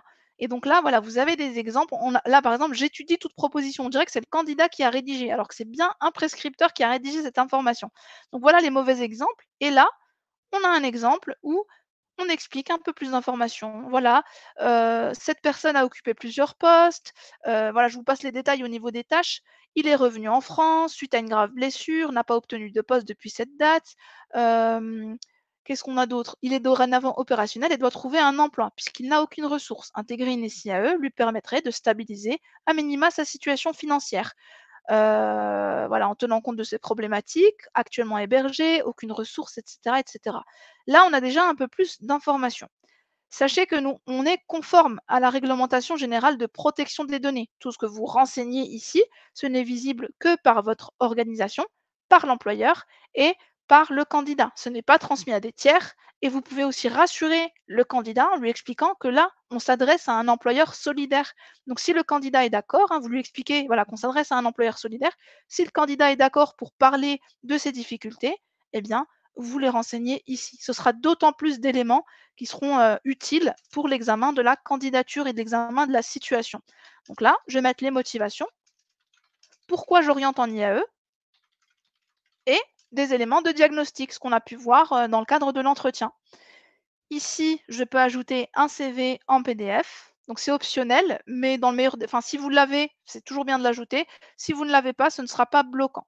Après, je sais que par exemple, pour les entreprises de travail temporaire d'insertion, ça va être vraiment bloquant. Donc n'hésitez pas, voilà, quand, vous vous orientez sur des structures qui vont, s'occuper plutôt des personnes qui sont, on va dire, pas trop éloignées du marché du travail. Il reste pas grand chose à travailler, donc là, on attend qu'il y ait un CV. Et d'ailleurs, les structures, je vous invite à mettre cette information, parce que là, on ne veut pas le rendre bloquant pour pas, empêcher les personnes de postuler, parce que c'est le CV, voilà, si on est dans l'insertion, on ne peut pas rendre ça bloquant.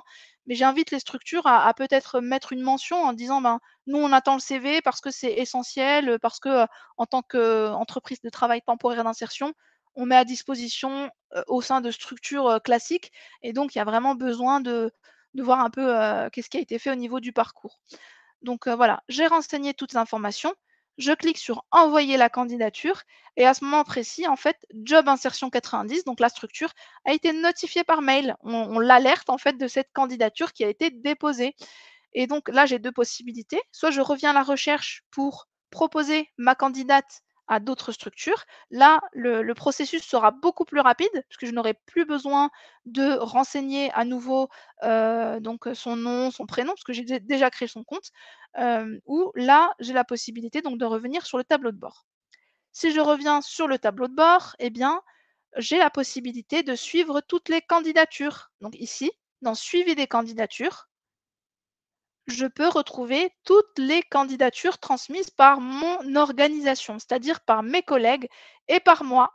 Donc là, je retrouve la candidature de la personne que je viens d'orienter, j'ai le nom, j'ai le métier, j'ai tous les détails, hein, le statut. Donc le statut est actualisé en temps réel et il faut savoir que vous êtes notifié de la décision. Donc tout à l'heure, je vous ai dit qu'il fallait un mail pour le candidat. Donc là, admettons, Géraldine, j'ai renseigné son mail, je lui ai créé son adresse mail, mais je sais qu'elle ne consultera jamais ses mails, soit parce qu'elle n'est pas équipée, soit parce qu'elle n'a pas la possibilité de le faire. Voilà, elle n'est pas forcément à l'aise avec l'informatique. Donc là, je sais que moi, en tant que prescripteur, dans tous les cas, je serai alertée. Donc c'est pas grave si cette personne n'a pas accès à ses mails. Sachez que les employeurs solidaires, quand ils veulent contacter un candidat, ils savent très bien qu'ils doivent donc utiliser le canal téléphone. Et voilà, ils utilisent le canal téléphone si c'est pour convoquer pour un entretien ou autre chose, ou en savoir plus. Donc voilà, c'est le canal téléphone qui est utilisé et donc si elle ne consulte pas ses mails, c'est pas grave parce que s'il y a un refus ou une candidature acceptée, vous serez notifié par mail. Donc là, vous le voyez, on a pas mal de candidatures. Donc, quand vous allez, du coup commencer à utiliser la plateforme, vous verrez pour certaines candidatures, vous n'allez pas forcément avoir de réponse. Donc là, nous, on ne peut pas obliger un employeur à répondre, voilà, c'est l'employeur qui gère ses recrutements. Par contre, le petit conseil que je peux vous donner, c'est n'hésitez pas, au niveau local, à discuter avec les structures d'insertion, à instaurer peut-être des rituels. Je sais que Pôle emploi le fait. Pôle emploi avec les référents IAE, ils ont des rituels, ils font des bilans sur les candidatures transmises et cetera. Là, par exemple, admettons, bah, tiens, je me dis, c'est vrai que ça fait un moment que j'envoie des candidatures à Job Insertion 90. Eh bien, je vais leur proposer, pourquoi pas, de faire un rituel, mensuel, pour voir un peu où on en est au niveau des candidatures. Et donc si je veux, y voir un peu plus clair, j'ai ici le bouton «Rechercher dans vos candidatures». Je peux filtrer donc par, période. Si je veux voir, tiens, toutes les candidatures qui ont été envoyées, de décembre jusqu'à aujourd'hui, donc je vais choisir la date de début et la date d'aujourd'hui. Je peux filtrer par statut, c'est pas une obligation. Je peux filtrer par, émetteur. Donc là, si je veux voir, en l'occurrence ici, il y a qu'un sur la démo, il y a qu'une personne, mais si vous êtes plusieurs à utiliser votre compte, vous verrez tous les comptes des collègues. Donc si je veux filtrer sur les candidatures qui ont été transmises par mon collègue, Daniel, et bien du coup, je filtrerai que sur les candidatures de Daniel et je pourrai, du coup prendre le relais si besoin. Mais, voilà, pour le rituel avec une structure, vous pouvez juste filtrer sur le nom de la structure. Hop, job insertion 90. Je peux filtrer par candidat si besoin, mais sinon, voilà, si je veux faire un point avec la structure, je vais cliquer sur appliquer et du coup, ben, je vais pouvoir faire le point avec la structure. Voilà, je vous ai transmis, ces candidatures, où est-ce qu'on en est? Là, on n'a pas eu de réponse et cetera et c'est vraiment en développant ces échanges avec les structures que vous allez, hem du coup, être plus à l'aise avec, l'orientation. Vous allez pouvoir, ben, dire: «Tiens, effectivement, cette structure, elle accompagne plutôt telle typologie de public, elle va répondre, elle va résoudre tel ou tel frein». Donc là, n'hésitez pas. Encore une fois, comme je vous le disais, l'outil, il a ses limites et c'est vraiment ce que vous allez faire, vous, au niveau local, avec vos partenaires, qui va, vraiment être important. Alors, du coup, on va retourner sur le live. J'ai essayé d'aller vite, en fait, sur la fin. J'espère que c'était clair pour vous. Alors dites-moi, l'inscription, la prescription, est-ce que c'était clair pour vous ce que je vous ai présenté?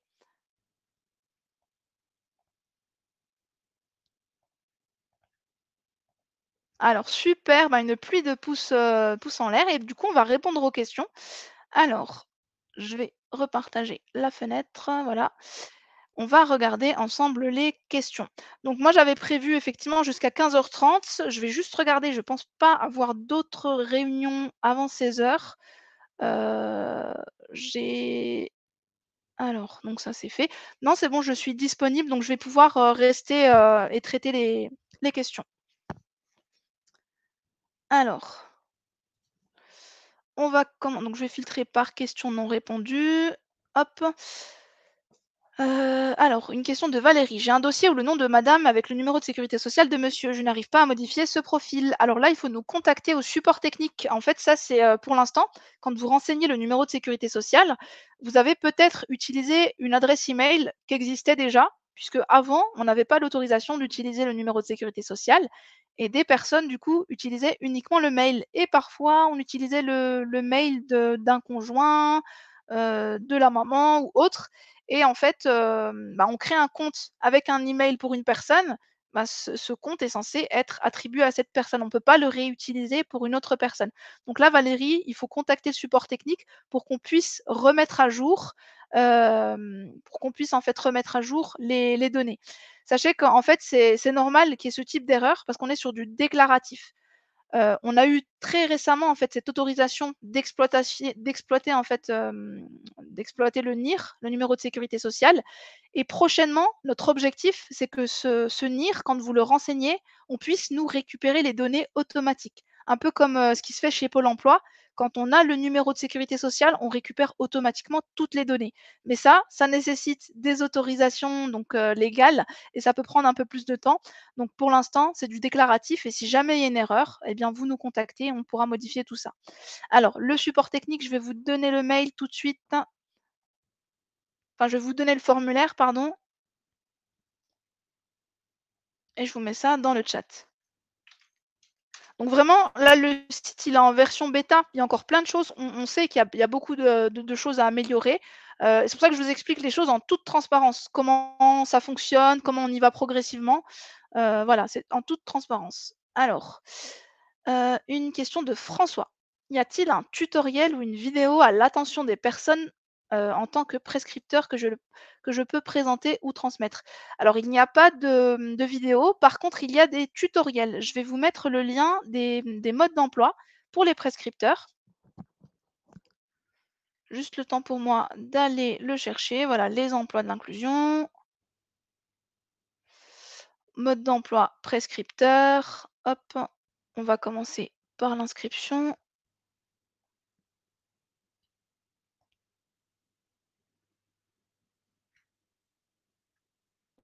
Voilà.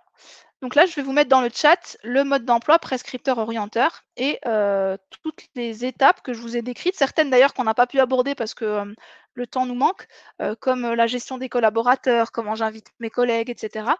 Tout est expliqué dans, ce mode d'emploi. Donc là, je viens de vous le mettre dans le chat et vous avez sur la gauche une arborescence et vous pouvez donc, choisir, ben, voilà, l'inscription, l'administration, comment je complète mon organisation et cetera. Tout est détaillé avec des petites, captures, dédiées. Alors, du coup, ça c'est traité. Une question de Sandra. Pouvez-vous repréciser le chemin sur la plateforme pour requêter, notamment par structure? Alors, je vais, en fait, quand vous allez sur le site, je vais vous repartager mon écran de manière différente. Quand vous allez sur le site des emplois de l'inclusion, bah, je peux aller même d'ailleurs sur le site, classique, hein, les emplois de l'inclusion, vous avez directement accès au moteur de recherche. Donc quand vous arrivez si vous êtes sur votre tableau de bord, tout à l'heure j'étais sur mon tableau de bord, prescripteur, vous avez donc dans votre tableau de bord, postuler pour un candidat. Donc il y a les 2 entrées, postuler pour un candidat ou depuis la page d'accueil ou ici sinon, rechercher des employeurs. Mais de toute façon, voilà, quand vous arrivez sur le site, la première chose qu'on vous propose, c'est ce moteur de recherche. Alors, ça c'est traité,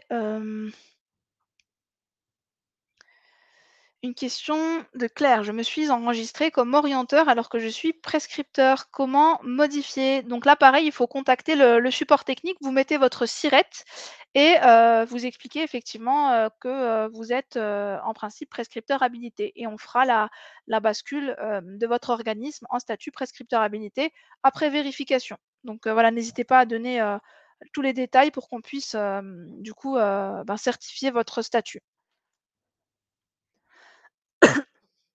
Alors, une question de Atis. A-t-on un retour direct des structures dans lesquelles on postule pour les candidats? Alors effectivement, Atis, je vous le disais, nous, on va faciliter la mise en relation, donc on vous permet d'accéder aux informations, de postuler. Par contre, on ne peut pas obliger un employeur à vous répondre. C'est pourquoi ce que je vous disais, hein, c'est les limites aussi de l'outil, c'est qu'on peut pas un outil va pas venir, contraindre un employeur à utiliser, enfin à forcément répondre à toutes les candidatures. On peut pas voilà, on se voit mal nous dans ce rôle-là d'obliger une structure. Par contre, ne pas hésiter à instaurer des rituels. Parce que peut-être aussi que la structure, si elle répond pas, peut-être qu'elle a pas eu assez d'informations, peut-être qu'elle a reçu trop de candidatures aussi. D'ailleurs, je sais qu'il y a des structures présentes parmi nous. Si vous avez trop de candidatures, n'hésitez pas à bloquer temporairement la réception des candidatures, le temps de vous laisser traiter tranquillement les candidatures. D'ailleurs, en tant que prescripteur ou candidat, quand vous lancez une recherche au niveau d'une structure, vous avez à côté du poste le nom. Donc, si jamais la structure a beaucoup de candidatures en attente, donc non traitées, on va vous mettre une alerte s'il y a plus de 20 candidatures reçues, donc non traitées et reçues par la structure. Donc déjà, en voyant cette alerte, on peut se dire, ben, tiens, là, effectivement, la structure, elle a déjà reçu pas mal de candidatures. Peut-être que je vais m'orienter, sur une autre structure. Je vais peut-être, tenter ma chance sur une autre structure. Donc on vous a mis cette information pour que vous puissiez voir et surtout pour que nous, on puisse garantir la bonne répartition des candidatures. Parce que certaines structures, à contrario, ne reçoivent pas assez de candidatures. Alors une question de la question de Sandra, c'était ma question n'était pas assez claire. Je voulais savoir comment accéder aux demandeurs d'emploi déjà en parcours IAE par structure d'insertion. En fait, Sandra, vous n'avez pas accès à cette information puisque le périmètre du site des emplois de l'inclusion, c'est la mise en relation. Par contre, la notion effectivement d'accompagnement, de suivi de parcours, c'est pas du tout le périmètre des emplois de l'inclusion. Par contre, bonne nouvelle, je sais qu'il y a un projet, dans le cadre du SPIE, je ne sais pas si vous en avez entendu parler, c'est le projet carnet de bord et dans le carnet de bord, on prévoit justement une interface dans laquelle on va pouvoir suivre la vie, en fait, tout ce qui se passe pour un demandeur d'emploi. Parce qu'on le sait, hein, s'il est suivi chez Pôle emploi, ben, il y a un logiciel spécifique pour Pôle emploi. S'il est suivi par un autre organisme, peut-être que cet organisme a son propre système d'information et donc le candidat, il est amené à répéter plusieurs fois, ben, du coup, sa situation et l'idée du carnet de bord, c'est justement de permettre un outil commun à tous les prescripteurs qui donc accompagnent une personne et de pouvoir suivre ce parcours. Donc pour l'instant, carnet de bord n'existe pas encore. Je vais quand même vous mettre la fiche bêta-gouv du carnet de bord. Comme ça, vous avez des éléments de contexte.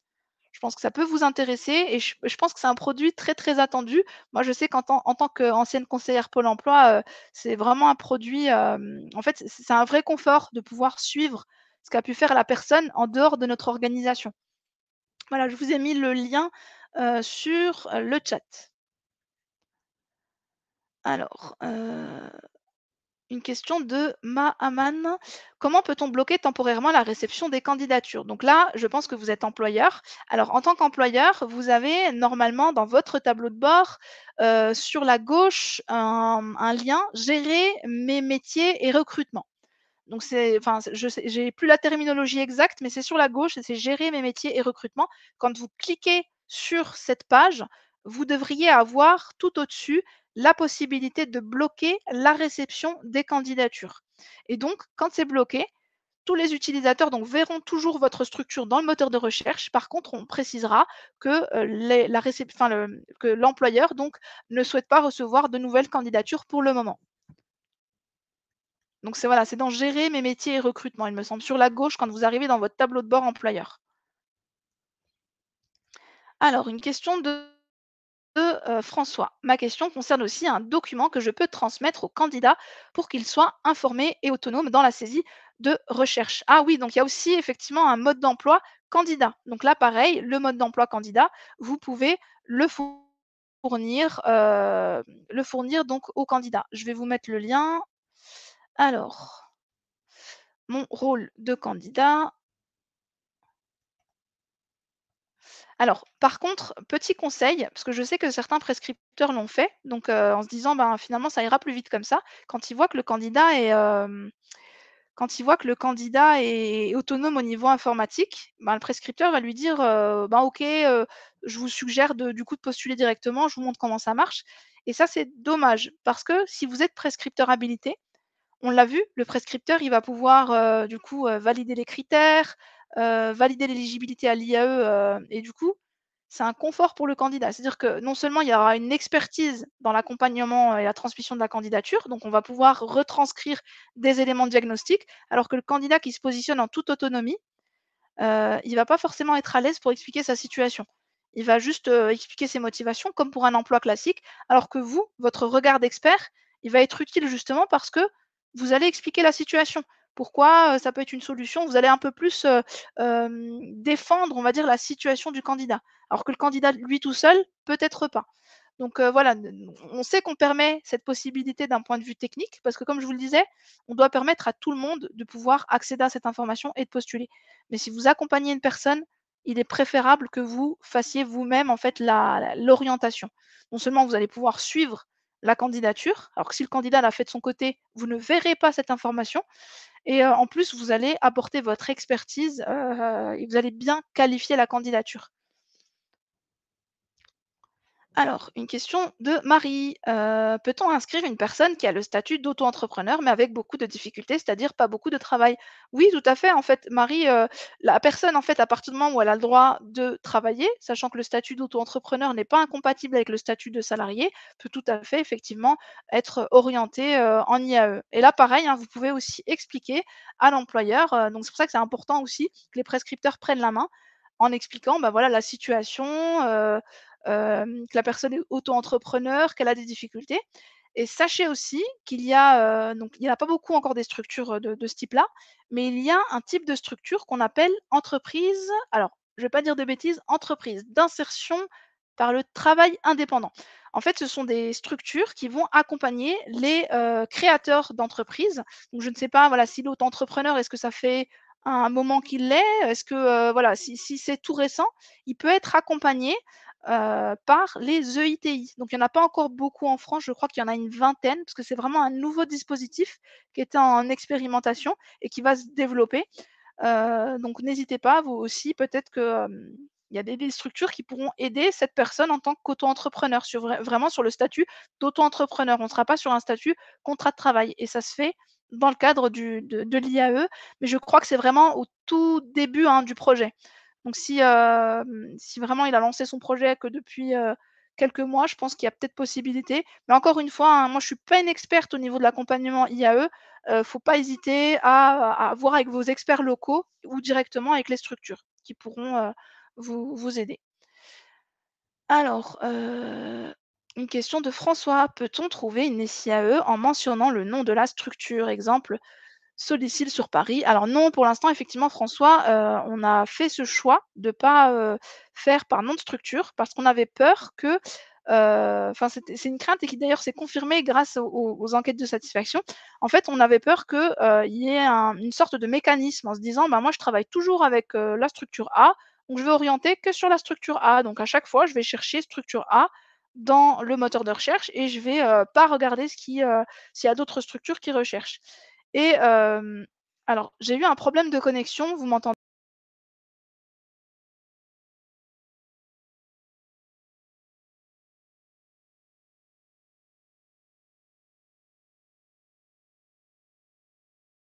Est-ce que vous m'entendez? J'ai été déconnectée. Je sais pas à quel moment j'ai été coupée du coup. Si quelqu'un peut m'aider, parce que du coup j'ai continué, après j'ai eu un message, je sais plus du tout. J'étais en train de parler du coup des structures par nom, mais du coup, je sais pas si vous avez tout entendu? Alors depuis 2 minutes seulement. Ah oui, 2 minutes, ça fait oui donc en fait, j'étais en train de traiter la question sur le nom de la structure, la recherche par nom, en vous disant qu'effectivement pour l'instant c'est pas possible parce qu'on ne voulait pas on voulait éviter les mécanismes, en fait, «Tiens, je travaille toujours avec cette structure-là, donc je vais chercher que cette structure-là» et donc on veut que le prescripteur comme le candidat, ben, ils puissent comment, voir toutes les structures existantes et on fait des enquêtes régulièrement, auprès des prescripteurs, des orienteurs et 1 prescripteur sur 2 explique avoir, du coup découvert, la structure, d'insertion qui a embauché leur candidat grâce aux emplois de l'inclusion. Donc on se dit: «Ben, effectivement, peut-être que si on avait laissé la recherche textuelle, peut-être que le prescripteur il aurait pas découvert et il se serait juste contenté, de rechercher les structures qu'il connaît». Mais voilà, c'est une hypothèse parmi d'autres. Je sais que, voilà, pour l'instant, le moteur de recherche, il est perfectible. Comme je vous le disais, il y a encore plein d'améliorations sur le site qu'on va essayer de mettre en place et notamment, voilà, la recherche par secteur d'activité qui est beaucoup, beaucoup demandée. Donc là, on y réfléchit, sans problème. Donc bonne journée pour ceux qui doivent nous quitter. Moi, je vais encore rester quelques minutes parce qu'il faut j'ai juste une réunion à 16 heures. Il faudra juste que je la prépare. Donc je vais essayer de rester, allez, jusqu'à 15h50 pour ceux qui sont encore présents. Je vois qu'il y a 80 participants. Je vais essayer de rester, voilà, jusqu'à 15h50 parce qu'il y a encore pas mal de questions. Alors, on va filtrer, voilà, par question non répondue. Une question de Gaël. Une inscription longue à Pôle emploi sans indemnisation, est-ce valable? Oui, oui, on est bien, hein, sur de l'inscription chez Pôle emploi. Ce n'est pas du tout associé à la notion d'indemnisation. Donc, on est bien sur de l'inscription, même sans allocation. Alors, une question de Sherifa. Sera-t-il possible sur la plateforme de transmettre plusieurs documents à l'employeur dans la rubrique CV? Il n'est possible de transmettre qu'un document CV. Certains employeurs demandent d'autres documents comme la notification MDPH. Ah ben, Sherifa, du coup, je vais vous demander de poster cette idée sur notre forum de l'inclusion. Alors, je vais vous mettre le lien tout de suite. On a une partie suggestion. Alors, je vais juste vous donner le lien de la partie suggestions.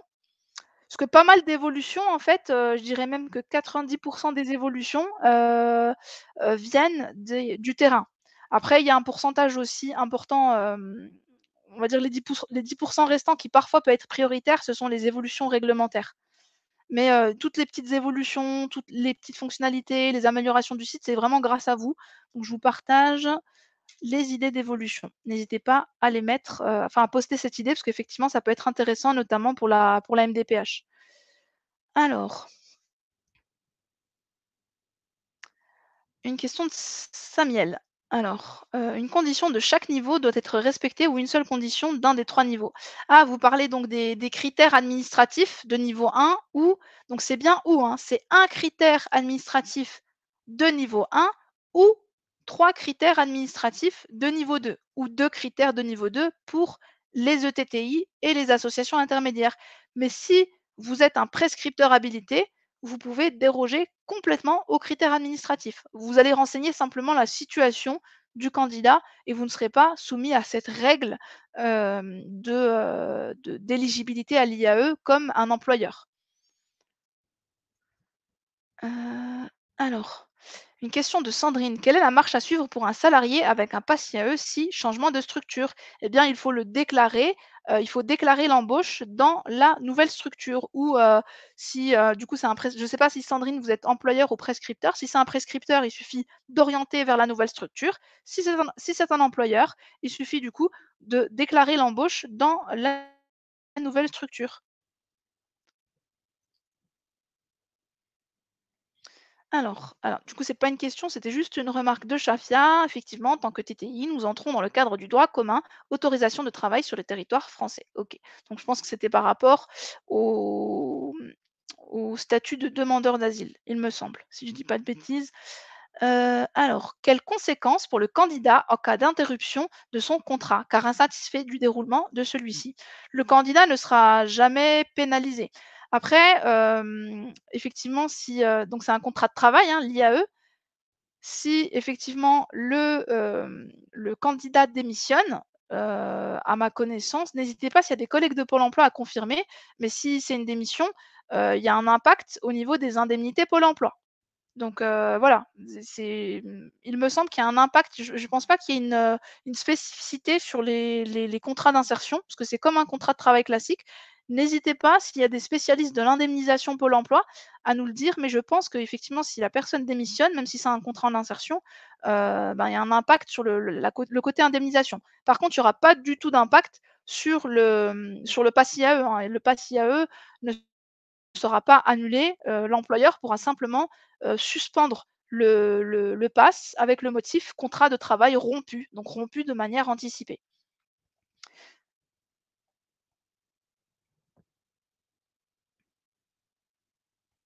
Alors, une question de Catherine: «Pourquoi certaines candidatures de prescripteurs habilités doivent être validées en cochant les critères de niveau 1 pour RSA, par exemple, alors que pour Pôle emploi, par exemple, tout se fait automatiquement pour obtenir le pass?» Alors Catherine, en fait, il faut bien vérifier quand, vous recevez la candidature, est-ce que déjà il y a la mention prescripteur habilité? Ça, c'est la première vérification. Ensuite, parce que parfois on a eu l'exemple, hein, tout à l'heure d'un organisme qui nous dit: «Mais je suis prescripteur habilité, mais je me suis trompé, je me suis trompé du coup quand, j'ai voulu orienter, quand j'ai voulu m'inscrire, je me suis inscrite, en tant que, orienteur». Donc là, forcément, si on s'inscrit en tant qu'orienteur, le système, il va pas deviner, si on lui dit pas qu'on est, prescripteur habilité. Donc déjà, voilà, est-ce que c'est un prescripteur habilité? Et la deuxième chose à vérifier, est-ce que le diagnostic n'a pas expiré, puisqu'il y a un diagnostic qui dure 6 mois. Donc, tant que le diagnostic est valable, on ne le demandera pas. Par contre, dès lors que le diagnostic expire, effectivement, on vous dit: «Attention, le diagnostic a expiré, vous devez valider donc les critères d'éligibilité ou demander à nouveau au prescripteur de vous orienter cette candidature pour réactiver, l'éligibilité». Alors, il me reste 2 minutes devant moi. J'ai vraiment essayé de répondre à tout le monde. Je sais qu'il y a encore plein de questions. J'essaie de faire mon maximum. Alors, heu, alors il y a beaucoup de questions employeurs. Je vais vraiment essayer de prioriser les questions prescripteurs habilités. Hem, alors je suis employeur. Heu Une question sur les webinaires. Y a-t-il des webinaires à destination des candidats?